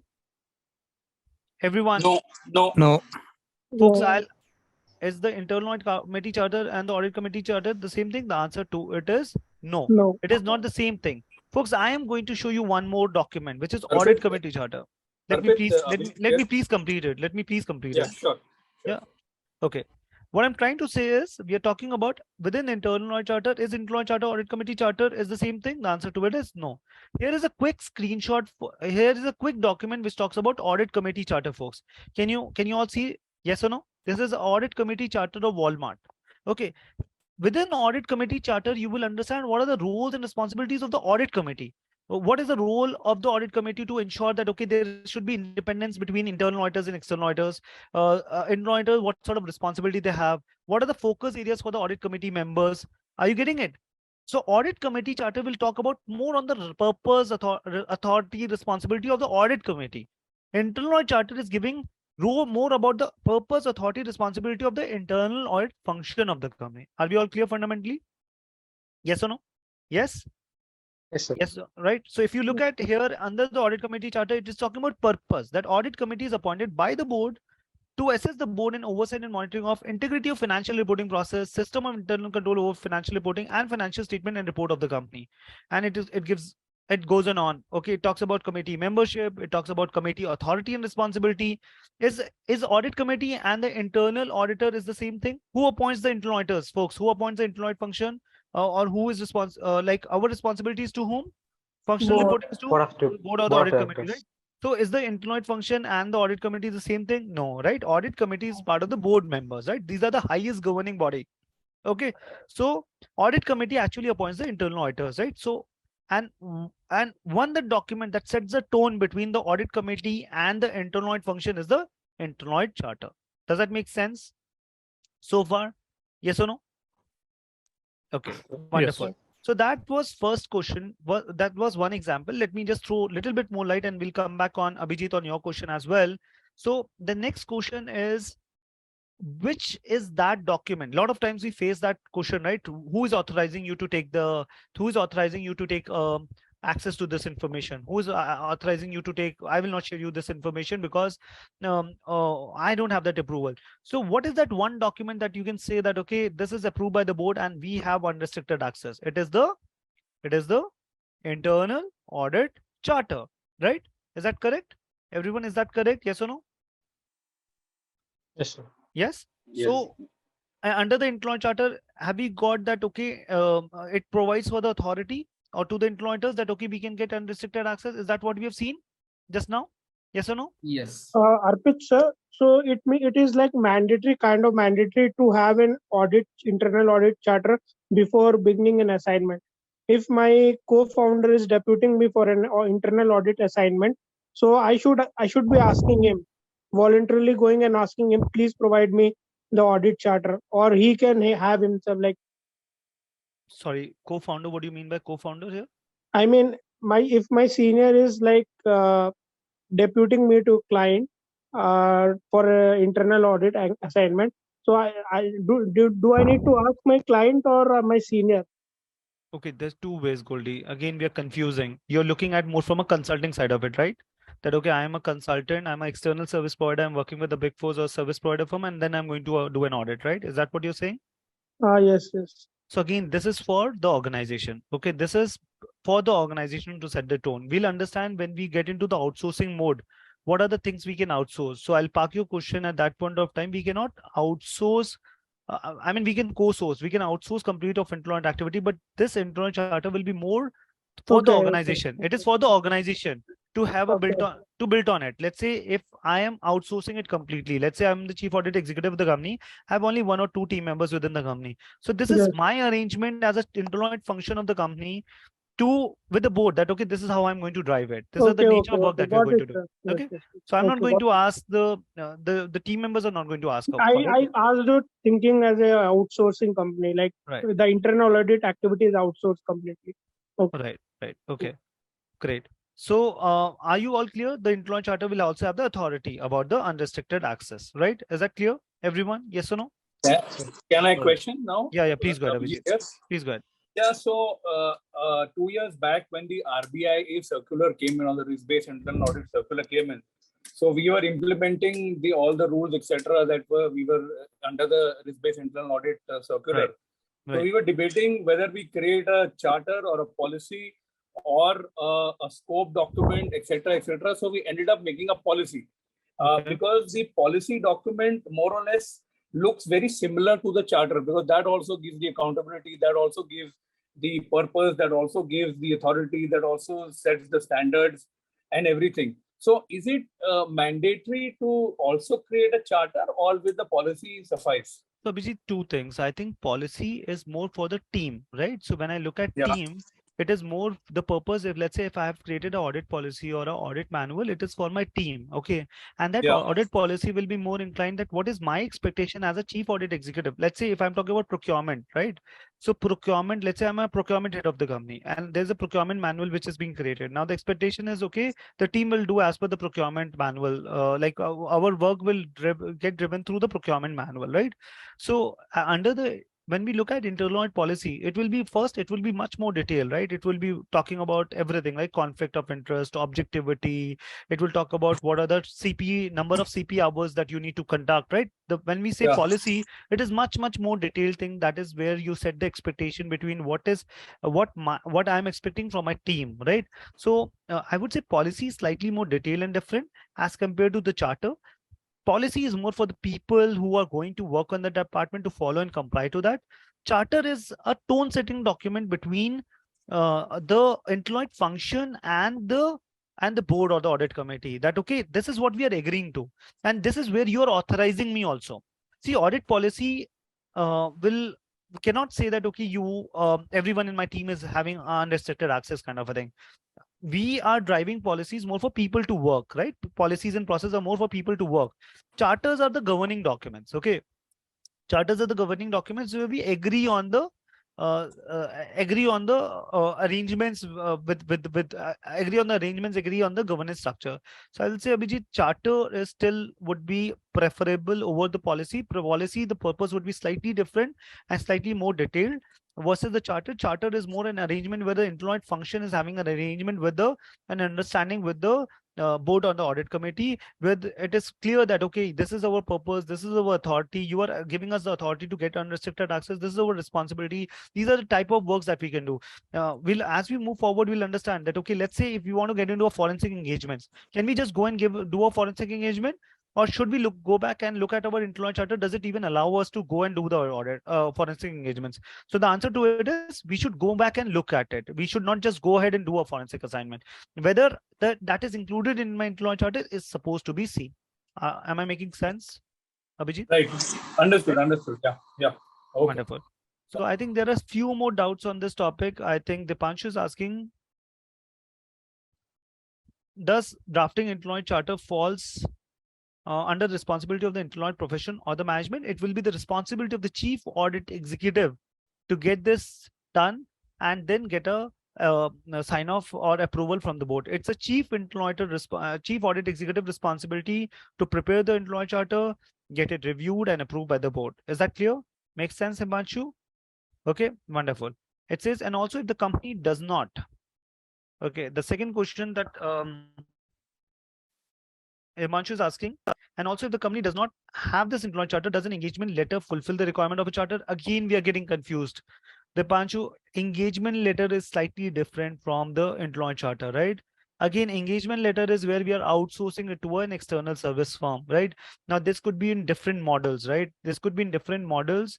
Internal charter is an internal audit charter document that works for the company, okay?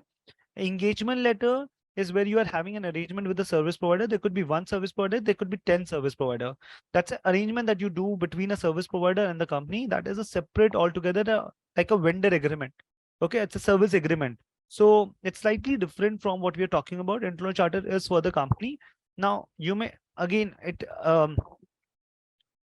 it can be driven as we move forward. You'll understand that okay, one, it is from a point of view that okay, there's a CA in the company, chief audit executive of the company, as I gave an example, and there are, let's say, 2 team members within his or her team. So they're doing a limited review, and then most of it, 90% of the work has been outsourced. So I'll say they will still have an internal charter, and then they've decided to outsource it and get it done and then ensure quality, all of it. Again, internal charter is within the company. That is driving to the people. Okay, it is not the engagement letter will drive that to the people, right? It's the internal charter will drive to the people. In a given case, let's say there's not even a chief audit executive of the company. There's no one. Okay, only the CFO of the company is there. Only the CEO of the company is there. In that case, the CFO or the person who is the coordinating point has to get this done. And as a, let's say if I am a service provider, I'll have to educate them. Okay, it is engagement letter is different and employee charter is different. Make sense?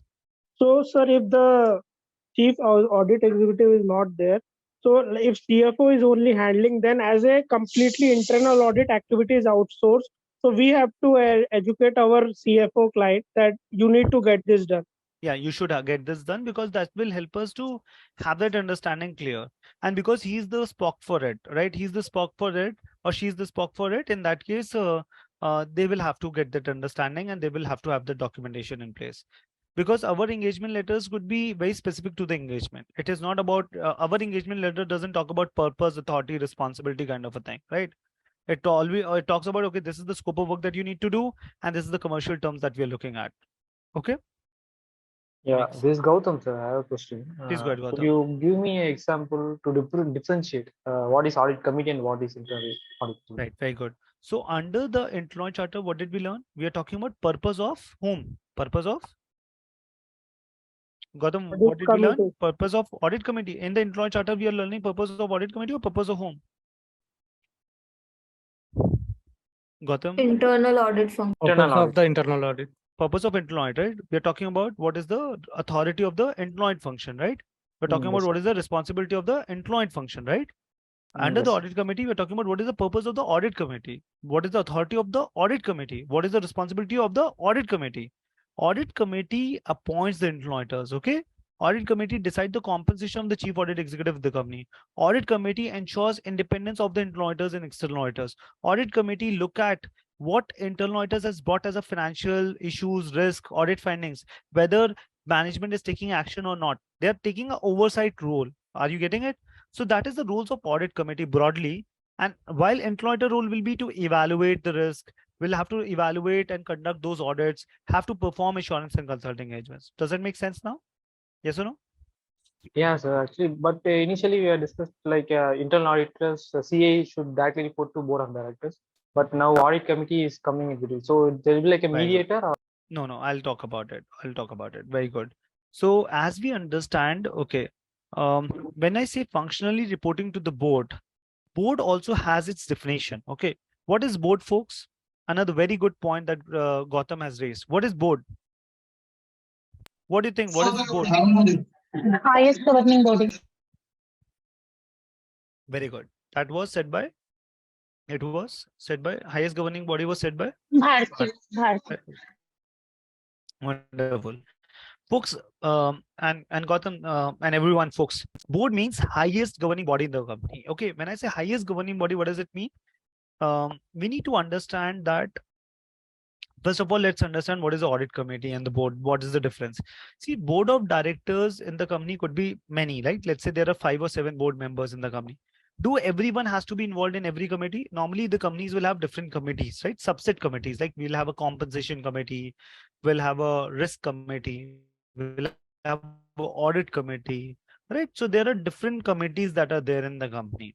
Okay, audit committee is a subset of the larger board. Okay, let's say there are 7 members, 2 of them or 3 of them are part of the risk committee, 2 or 3 of them are part of the compensation committee, 2 or 3 of them are part of the audit committee, or it could be 4 of them, or it could be anything, right? It could be, it is a composition that is, it's basically a subset of the board members, right? So when I say board or audit committee, it's almost the same thing. Okay, it's just the board has delegated that responsibility to the audit committee. So instead of all the 7 members of the board, it's the audit committee members who are taking and deciding and doing those specific activities. Among the board members, whoever is in the compensation committee is more taking decisions around the compensation side of it, right?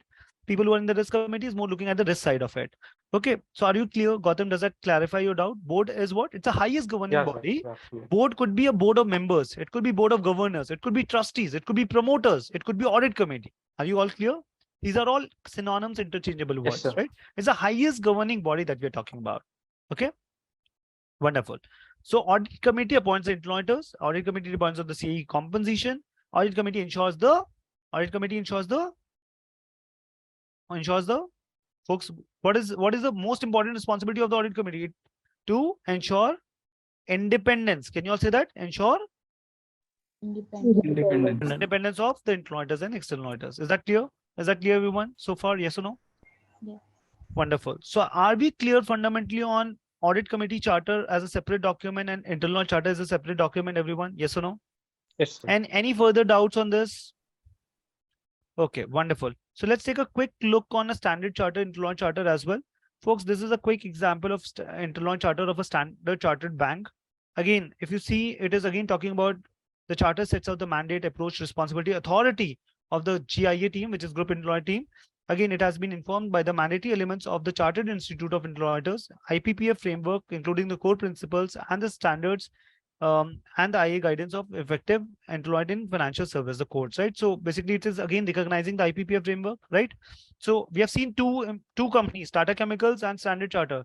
Both are in a way putting a mandate and recognizing IPPF framework. Yes or no? Yes. Yes, sir. Right. So again, it is talking about, if you see audit approach, it is talking about authority. Again, it is talking about authority, right? If you go down, it will talk about reporting. It is talking about people and valued behaviors. Okay. See, it is again talking about important element QIP, right? Quality assurance. Is it talking about? Did you saw the same thing in the Tata Chemicals also? Purpose, authority, responsibility, QIP program, nature of work that we need to do, responsibilities covered, and the recognizing the mandatory guidance, IPPF. These are the 5 things that should be there in any internal audit charter. Clear, everyone? Yes or no? Yes? Yes, sir. Okay, wonderful. Folks, another last example. This is the model internal audit activity charter that is given by IA. So again, it talks about introduction, and then role, then professionalism. Here, it can be just similarly used for respective organization, like authority, and then organization. What are the key things? Like, okay, let's say what would be the role of the board, right? Approving the employee charter, approving the RBI, approving the employee budget and resource plan, receiving communication from the CAE on the employee activity performance relative to its plans. Okay, so all of this would be the role of the board. Independence and objectivity, responsibility, employee plan, reporting and monitoring, QIP program. So all of this is part of the employee activity charter. Clear? Everyone clear? Yes or no? Yes, no, everyone clear? Yes. Are you all with me? Yes or no? Yeah, yes. Sir, I'm Arun, having a question. So whether go. this internal audit charter has to be submitted to any regulators or any other party from the board members, or it's any requirement to do so? So again, Arun, as I said, see, I cannot comment on regulatory portion of it. Like, so there could be certain regulatory bodies. Let's say, I think one of the member Abhijit, I think, said that when the guidelines came from RBI or IRDA or any other jurisdiction around the regulated entities, they may have this clauses that, okay, there should be a governance structure in place which should be approved by the board. So if it is all around the regulated entities, as per the RBI guidelines, as per the SEBI guidelines, as per the IRDA guidelines, it can be. But let's say if you are a FMCG company, if you're an automobile company, it may not be directly applicable to you. But again, as part of the good governance practice, as part of establishing and demonstrating that, okay, we are following the global standards. If you're anywhere using that, okay, we are following the IPPF framework and the work that we are doing is in line to the international standards, which demonstrates quality and which demonstrates credibility in our work. In that case, all of this needs to be followed. Does that make sense? Okay, sir. Yes, yes. Great. So folks, wonderful. So with that, we have taken a practical look of employee charter. Do we now, if anyone asks you, do you have seen employee charter, or even what are the key things in the employee charter? Are we all clear? Can I clear the word? Yes. Yes or no? Yes, sir. Yes. Wonderful. Folks, now just 2 last slides. Folks, just 2 last slides. And then probably we'll wrap up the session also a little early. But I need full concentration of everyone here in this session. Can I quickly hear the word yes on the last 2 slides? And largely we have already done it. Yes. Okay, wonderful. So folks, under the employee charter, what were the 5 things that we've talked about? What it should have? Purpose, authority, responsibility, responsibility, nature of work, and the QIP program, right? Wonderful. So what is purpose? Purpose is in line to the definition of internal auditing, right? So it basically normally in internal charter, what we'll see, the purpose of internal activity is to provide independent, objective assurance and consulting services designed to add value and improve organization operations. How do we accomplish it? By bringing a systemic disciplinary approach around the GRC process, right? Is that what you understood in purpose? Yes or no? Yes. Okay, Bharti is asking, in an organization as audit committee, will there be both the charter and the audit committee charter? Of course, Bharti, of course. Audit committee charter is talking about audit committee is responsible. Internal audit charter is talking about internal audit charter, right? Is that clear? Yes. So it is 2 different documents. It's 2 different things that we're talking about. Okay. Is that clear? If there is an audit committee, if there's an employee function, audit committee charter would be different. Employee function, employee charter would be different. Is that clear, Bharti? Yes or no? Okay, wonderful. Moving on. I am assuming you have heard it. Okay, moving on. So purpose, I think we are clear. Now, two types of assignments we do. Two types of engagements we do. What are those? Assurance and consulting. Can you all say that? What are the two types of assignments that we do? Assurance and consulting. Now, this is again very, very important for the examination, folks. There are two types of assignments, assurance and consulting. How is assurance different from consulting? In assurance, we give objective, we do an objective examination, evaluation, and then we express opinion. Can you all say that? In assurance, what do? We evaluate, we examine, we determine, and do an objective assessment and give what? We give a decision. Opinion, right? Is that what we have understood? Yes, everyone. Yes. So assurance is where we are doing an objective assessment and then providing our opinion. And consulting, are we providing any opinion? Folks, are we giving any opinion? Normally, we are working to add value around different activities, right? Yes or no? Consulting, it's more advisory in nature, yes or no? Yes. Right? Wonderful. So under assurance, what we understood is under assurance, we're talking about doing audits, right? Within consulting, it's more like advisory in nature, recommendatory in nature, consulting in nature, right? Is that clear? What is the difference between assurance and consulting, everyone? Yes or no? Yes. Yes, right? sir. Okay. Folks, one more important thing that you need to remember for the exam: who defined the nature and scope of an assurance engagement, and who determine the nature and scope of a consulting engagement? Nature and scope of an assurance engagement is decided by whom?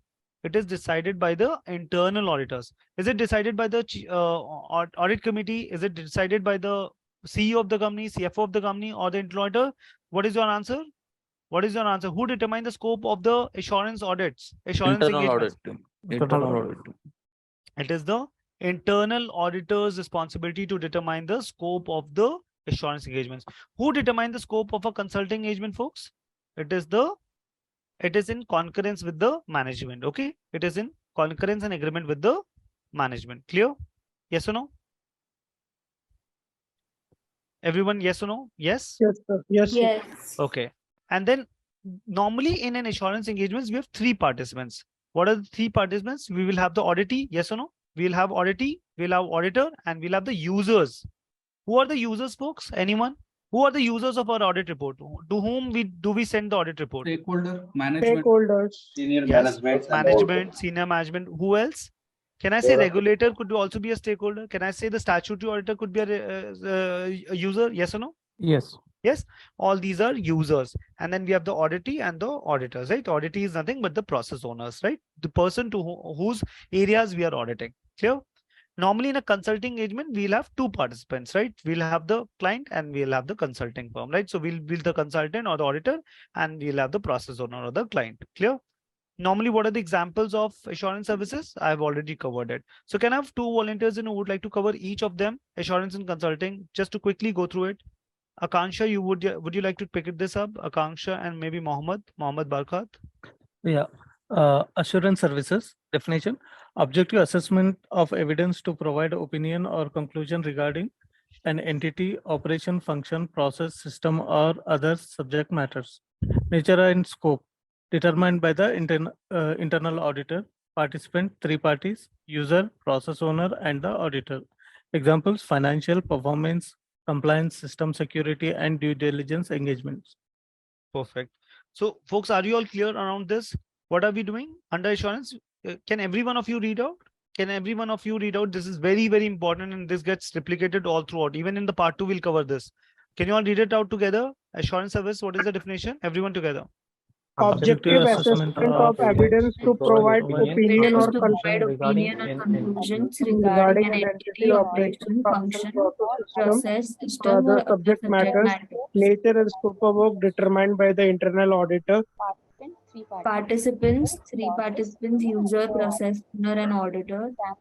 Financial, performance, compliance, system security, intelligence engagements. Folks, when we do audit, sometimes we do a company-wide audit, yes or no? Can we do an entity-level audit? Let's say if it's a small company, let's pick all the areas broadly and do it in one go. Is it possible? Possible, right? Yes. Can we do at an operation level audit? Let's say we want to look at one manufacturing operations kind of a thing. Yes or no? Yes. We can do a Yes. function level audit. We can do a marketing audit, HR and payroll audit, sales, Yes. finance, right? We can do a process audit, right? So we can do a P2P audit, procurement. Again, we can do specific processes also, right? We can do a system audit, right? We want to do a SAP audit, or we can do a CRM audit, or we can do any other application audit. Yes or no? Right? Yes. So what we are doing is, what we are learning here is when we are doing an objective assessment of evidence to provide opinion or conclusion regarding an entity level thing, operation level thing, function level thing. These are all the different types of assignments that we can do, right? Clear? Yes or no? Okay. Who goes with consulting next? Quickly, anyone? I Who can goes? do Please go ahead. activities intended to add value and improve an organization's governance, risk management, and control processes. Nature and scope subject to agreement with the engagement client. Participants would be the auditor and the engagement client. And the examples are? Examples would be advice, facilitation, training. Okay, folks, two key things. Are you all with me? Can I quickly hear the word yes? Are you all with me? Two key Yes, sir. learnings, folks. Two key learnings before we move ahead. Two key learnings. Can I say no to assurance engagement?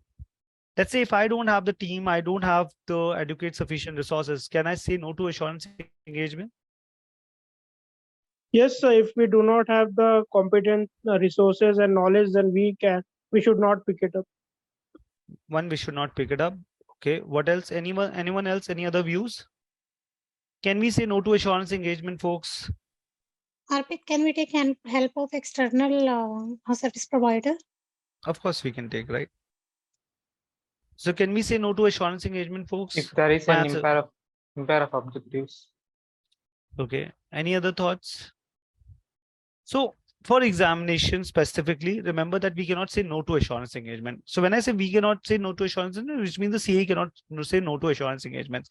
Of course, all of that you have said is need to ensure when an assignment is being done, like to ensure an objectivity doesn't get impaired, to ensure that, okay, we have sufficient resources. If we are short of resources, we can always go externally and hire them. Okay, get it done.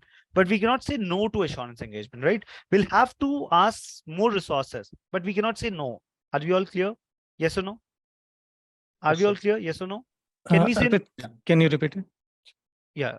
What I'm saying is, can we say no to assurance engagement? The answer is no. Let's say if you're short of resources, if there are potential impairment of objectivity, we'll have to take sufficient steps to either bring in external resources, either to reduce impairment of objectivity by rotating people. We'll have to do it something. When I say we'll have to, as in CA will have to do something, right? Let's say if you're short of resources, CA will have request additional resources, additional manpower, additional people, external service provider, but he or she cannot say no to an assurance engagement. Why? Because it is the core role of the employer to do assurance engagement. Are we clear? Yes. Are we Thank clear? you. Can we say no to assurance engagement? What was your answer straight away? Can I say no? No. The answer is no. We cannot say no to assurance engagement. Can we say no to consulting engagements, folks? Let's say if we believe that, okay, this assignment is not going to add value.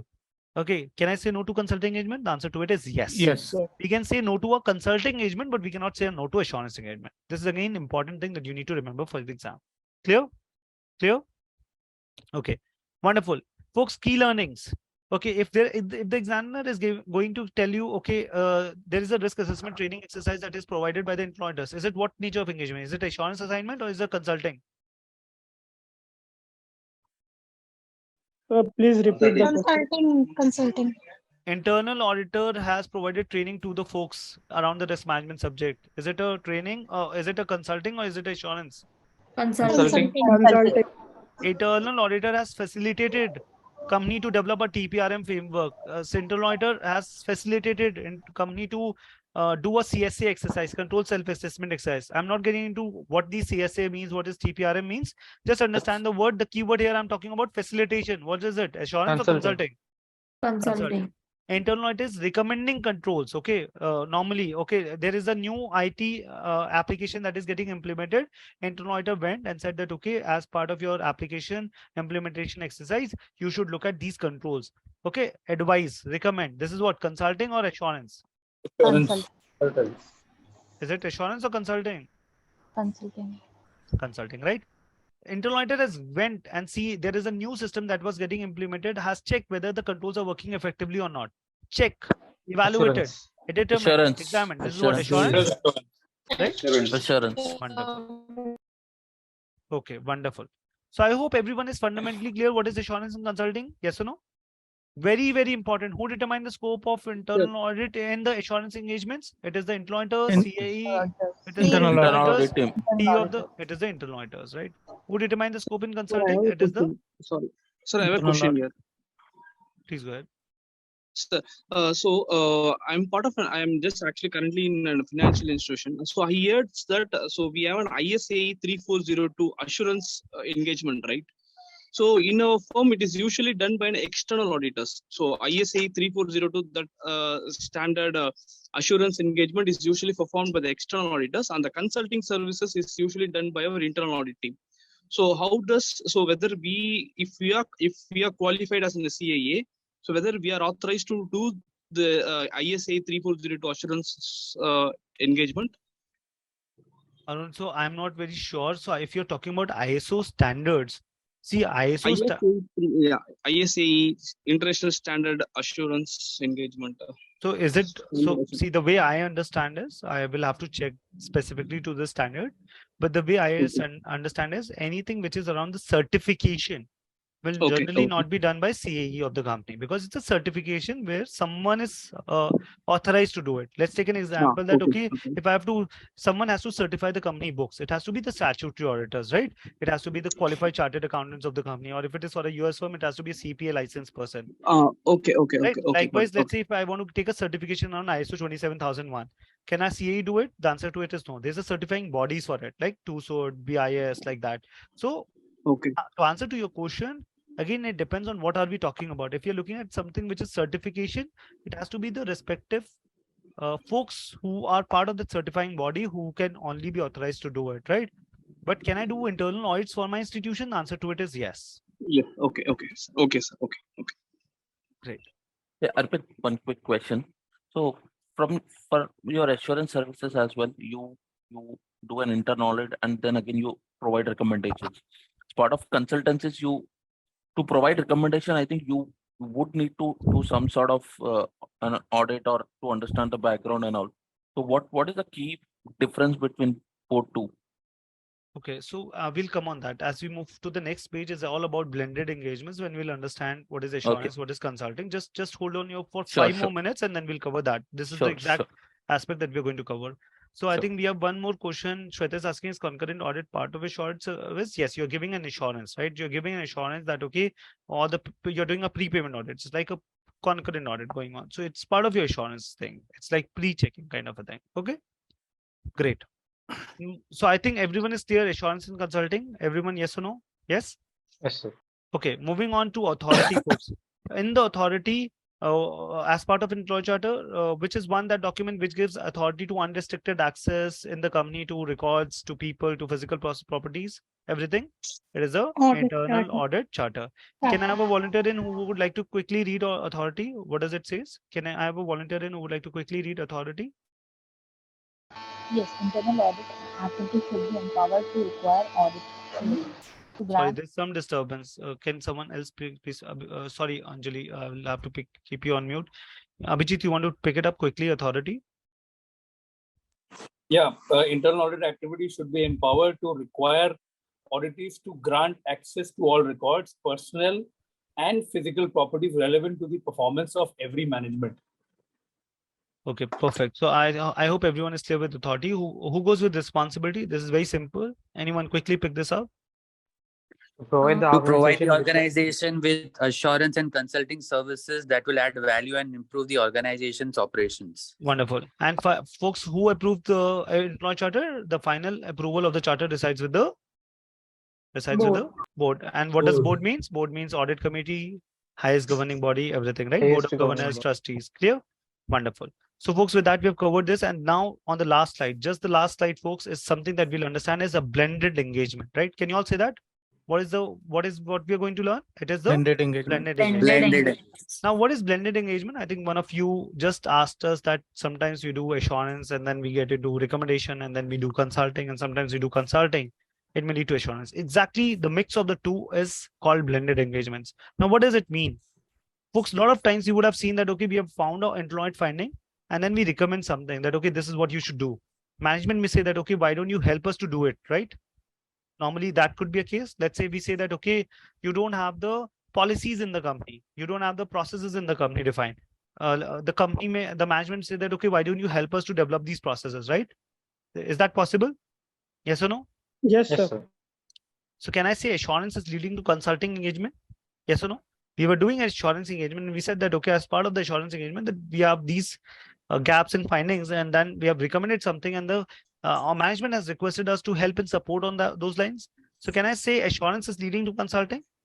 Yes. Yes. Let's take a reverse example. Let's say the management said that, okay, why don't you just go and quickly, okay, let's say the management has said that, okay, there's a new tool getting implemented. Okay, for your existing tool, can you just take a quick look, kind of a thing, or you can tell us that, okay, what are the gaps in the current tool? Okay, let's take an example. Management is not saying assurance. Okay, give me assurance whether my tool is working effectively or not. Management saying that, okay, as part of your consulting engagement, can you tell me that what are the potential gaps in my existing tool, right? It's just giving a potential gap assessment. Let's say during your gap assessment as part of your consulting role, you have come to an important critical gap in that. And management may now ask you, okay, why don't you give me an assurance that, okay, in the last 1 year, there's no fraud that has happened around this area. Can I say consulting is leading to assurance? Yes or no? Makes sense? Yes, sir. Yes, sir. Yes. So the mix of these two, assurance leading to consulting and consulting leading to assurance, is called a blended engagement. Can you all say that? A mix of two, assurance leading to consulting or consulting leading to assurance, is a blended engagement. So I think there was one question that was raised by Goldie. Was that you? Sorry. No, it was. sir. So I think there was someone who have raised this question, that recommendation portion. So are you clear? Sometime, see, recommendation is required to be part of our internal audit report, but recommendation leading to something where management is asking us to do additional roles as part of a consulting side of it may lead to a blended engagement from a consulting side of it. Likewise, consulting may lead to assurance. Am I clear? Does it make sense? Yes, Everyone? Arpit. Okay, wonderful. Okay, thanks, Ms. Kiran, if it was your question. One Okay. question, sorry. Please go ahead. Please go ahead. So when we do consultancy to assurance, will the objective will be impacted there? Very good question. Very good. Folks, this is another important thing which we generally cover in the unit 2, but let me put it like now. Consulting should be also to not that extent that, okay, we have done everything. Okay, when I say everything, okay, what level of consulting it is? Let's say if I've just recommended, okay, you should ensure that, okay, these are the 10 controls that should be there in your P2P process. This is the mere consulting. But let's say if I get into a shoes of management and I start drafting it, implementing it, installing it, I start like basically I take the management responsibility and sort of drafting, installing, implementing, I start doing it. In that case, I will, if I'm going to do a self-review, which means that I've went into a consulting to do that level, that I've done everything by myself. I'm the implementation guy. And now I'm going to do an audit for that area, whether the implementation is proper or not, which is more again like a self-review, which will lead to impairment of objectivity. So what you've said is absolutely correct. What we learned is we need, this is again as part of the CA responsibility to ensure that people who have given that sort of consulting, they should not go and do audit. It should be someone else who go and do audit. Does that make sense? Yes, sir. Thank you. Wonderful. Great. So folks, that was the last thing that I wanted to cover in today's session. Can I have a volunteer in who would like to quickly cover on the blended engagement? What is blended engagement? Can I have a volunteer in quickly? Anyone? Because you want to take it, sir? Yeah, Shraddha, you want to take it? Anyone? Yeah, please go ahead. Assurance and consulting services are not mutually exclusive. So an audit activity can have both assurance and consulting components. A blended engagement may consolidate elements of assurance and consulting activities. A blended engagement may take the form of a due diligence engagement to provide assurance and consulting services in support of management evaluation of an acquisition candidate. For example, in other instances, individual components of an engagement may be specified as assurance for consulting. This blending of two types of services can add value and create efficiency. However, if assurance and consulting services are blended, it must be ensured that there are no conflict of independence, objectivity, or otherwise with regard to roles and responsibilities. Am I making sense? Yes. Is that what you understood? If Yes, both sir. are, if you're both blending also, you need to ensure that the independence objectivity is not impaired, right? Clear? A mix of two engagements, folks, where we if we see in the exam, assurance and consulting is what it is called as compliance engagements, financial engagements, blended engagement. What is it? It is Blended. Blended. Blended engagement. Yeah. Wonderful, folks. So with that, what was supposed to be covered as an important content of the unit 1, we have already covered, folks. We have built our concept now. If I have to go back on the initial slides, and if we go back before we wrap up today's session, are we now fundamentally clear on IPPF? Yes or no? Yes? Yes. Are we clear on code of ethics? Yes or no? Yes? Yes. Are we clear on what are the cases where it will lead to violation of these code of ethics? Yes or no? Yes? Yes. Are we clear on internal charter? Yes or no? Yes? Yes. Wonderful, folks. So before we wrap up today's session, I would like to just quickly scan through on the content. So while we'll cover the content more in detail tomorrow, we'll go through a entire glimpse content once again. But that will now we'll have the perspective. Now we'll have the clarity that what we are reading. Right. So we'll take a quick look. Most of the content is something that we've already covered as part of IPPF framework. Then we'll understand the mandatory guidance. We'll read little bit more examples are there, which is important for the examination as we cover the content. I'll surely highlight them when we are covering it, but we'll cover the content, folks. So before we wrap up the final session, I want to go with the last slide, which is things to remember, folks. Okay, this is the last line and we'll follow the ritual here. I would request every one of you to kind of read the underlined part, read it loudly, clearly, and then remaining portion, non-underlined part is something that we're going to read it. That is going to be read by me. And with that, we'll take away some of the key things from the session. Okay. Will that be okay? Folks, last 2 or 3 minutes for the session. Is everyone with me? Yes or no? Yes? Yes. All right. So let's start with the first one. Implementation standards. Implementation extends upon other category of standards. Which standard extends upon other category of standards? It is the implementation. Purpose of employment activity. What is the keyword, folks? What is our purpose? It is to add value. Folks, only 2 voices out of 34, folks. Only 2 people are speaking. This is the ritual, folks. This is the key takeaway. Can I request everyone to please unmute yourself and read or write or do anything and just take that as a takeaway? Okay, I'm repeating it. Purpose of employment activities to add value. Okay. Attribute standards apply to the Characteristics providers of employment services. Okay. Conformance with the code of ethics and standards demonstrate. If we are conforming to code of ethics and standard, does it demonstrate the conformance with the What was the primary purpose of the code of ethical conduct, folks? It is to promote ethical culture. What should code of conduct provide? It should provide for Disciplinary provision of codes are applied to all persons who perform all internal audit service, not just CAs. objectivity. What was the keywords, folks? Implementation. Within objectivity, we have also unbiased. Right. Within objectivity, what we have also understood, we should disclose all material facts. Okay. Objectivity is an attribute of what? Organization or individual? Individual. As an employer, we should Comply with the international standards. Folks, who decide the nature and scope of assurance engagement? It is decided by the internal auditor, the board or the management. Perfect, folks. So with that, we have covered our understanding. I think it's lovely having every one of you here. Almost it's like 3 hours, 35 minutes. So I don't want to burden further. I think it's the first session that starts slow, but with that, we have built our base. Are you all fundamentally clear with a lot of important insights from the session, everyone? Yes or no? Yes. Great, folks. So see you all in the next session. The next session will cover the detailed content of GLIM. I'll need a lot of participation in the next session from you all to kind of help me to cover those content. We'll go through each of them. We'll highlight what is more important, which we'll probably have not covered through the presentation slide, and we'll get through the unit 1. All right. So thank you once again for joining in, folks. Arpit, Please. Thank you. Will we get this presentation? Thank you. I've repeated this. Yes, you will get it. It will get uploaded on the LMS. Everything will get uploaded on the LMS, right? Thank you. But sir, it gets uploaded very late. So you please. Told you again, it takes 2 days time. It cannot be uploaded before 2 days. But yes, I understand for the orientation, it was not uploaded. I'll escalate it. But yes, it will take 2 days time. If you're expecting, yeah. All right. Thank you. Thank you. Thank you, everyone. Good day. Thank you. Good day. Thank you, Arpit. Thank you. Good.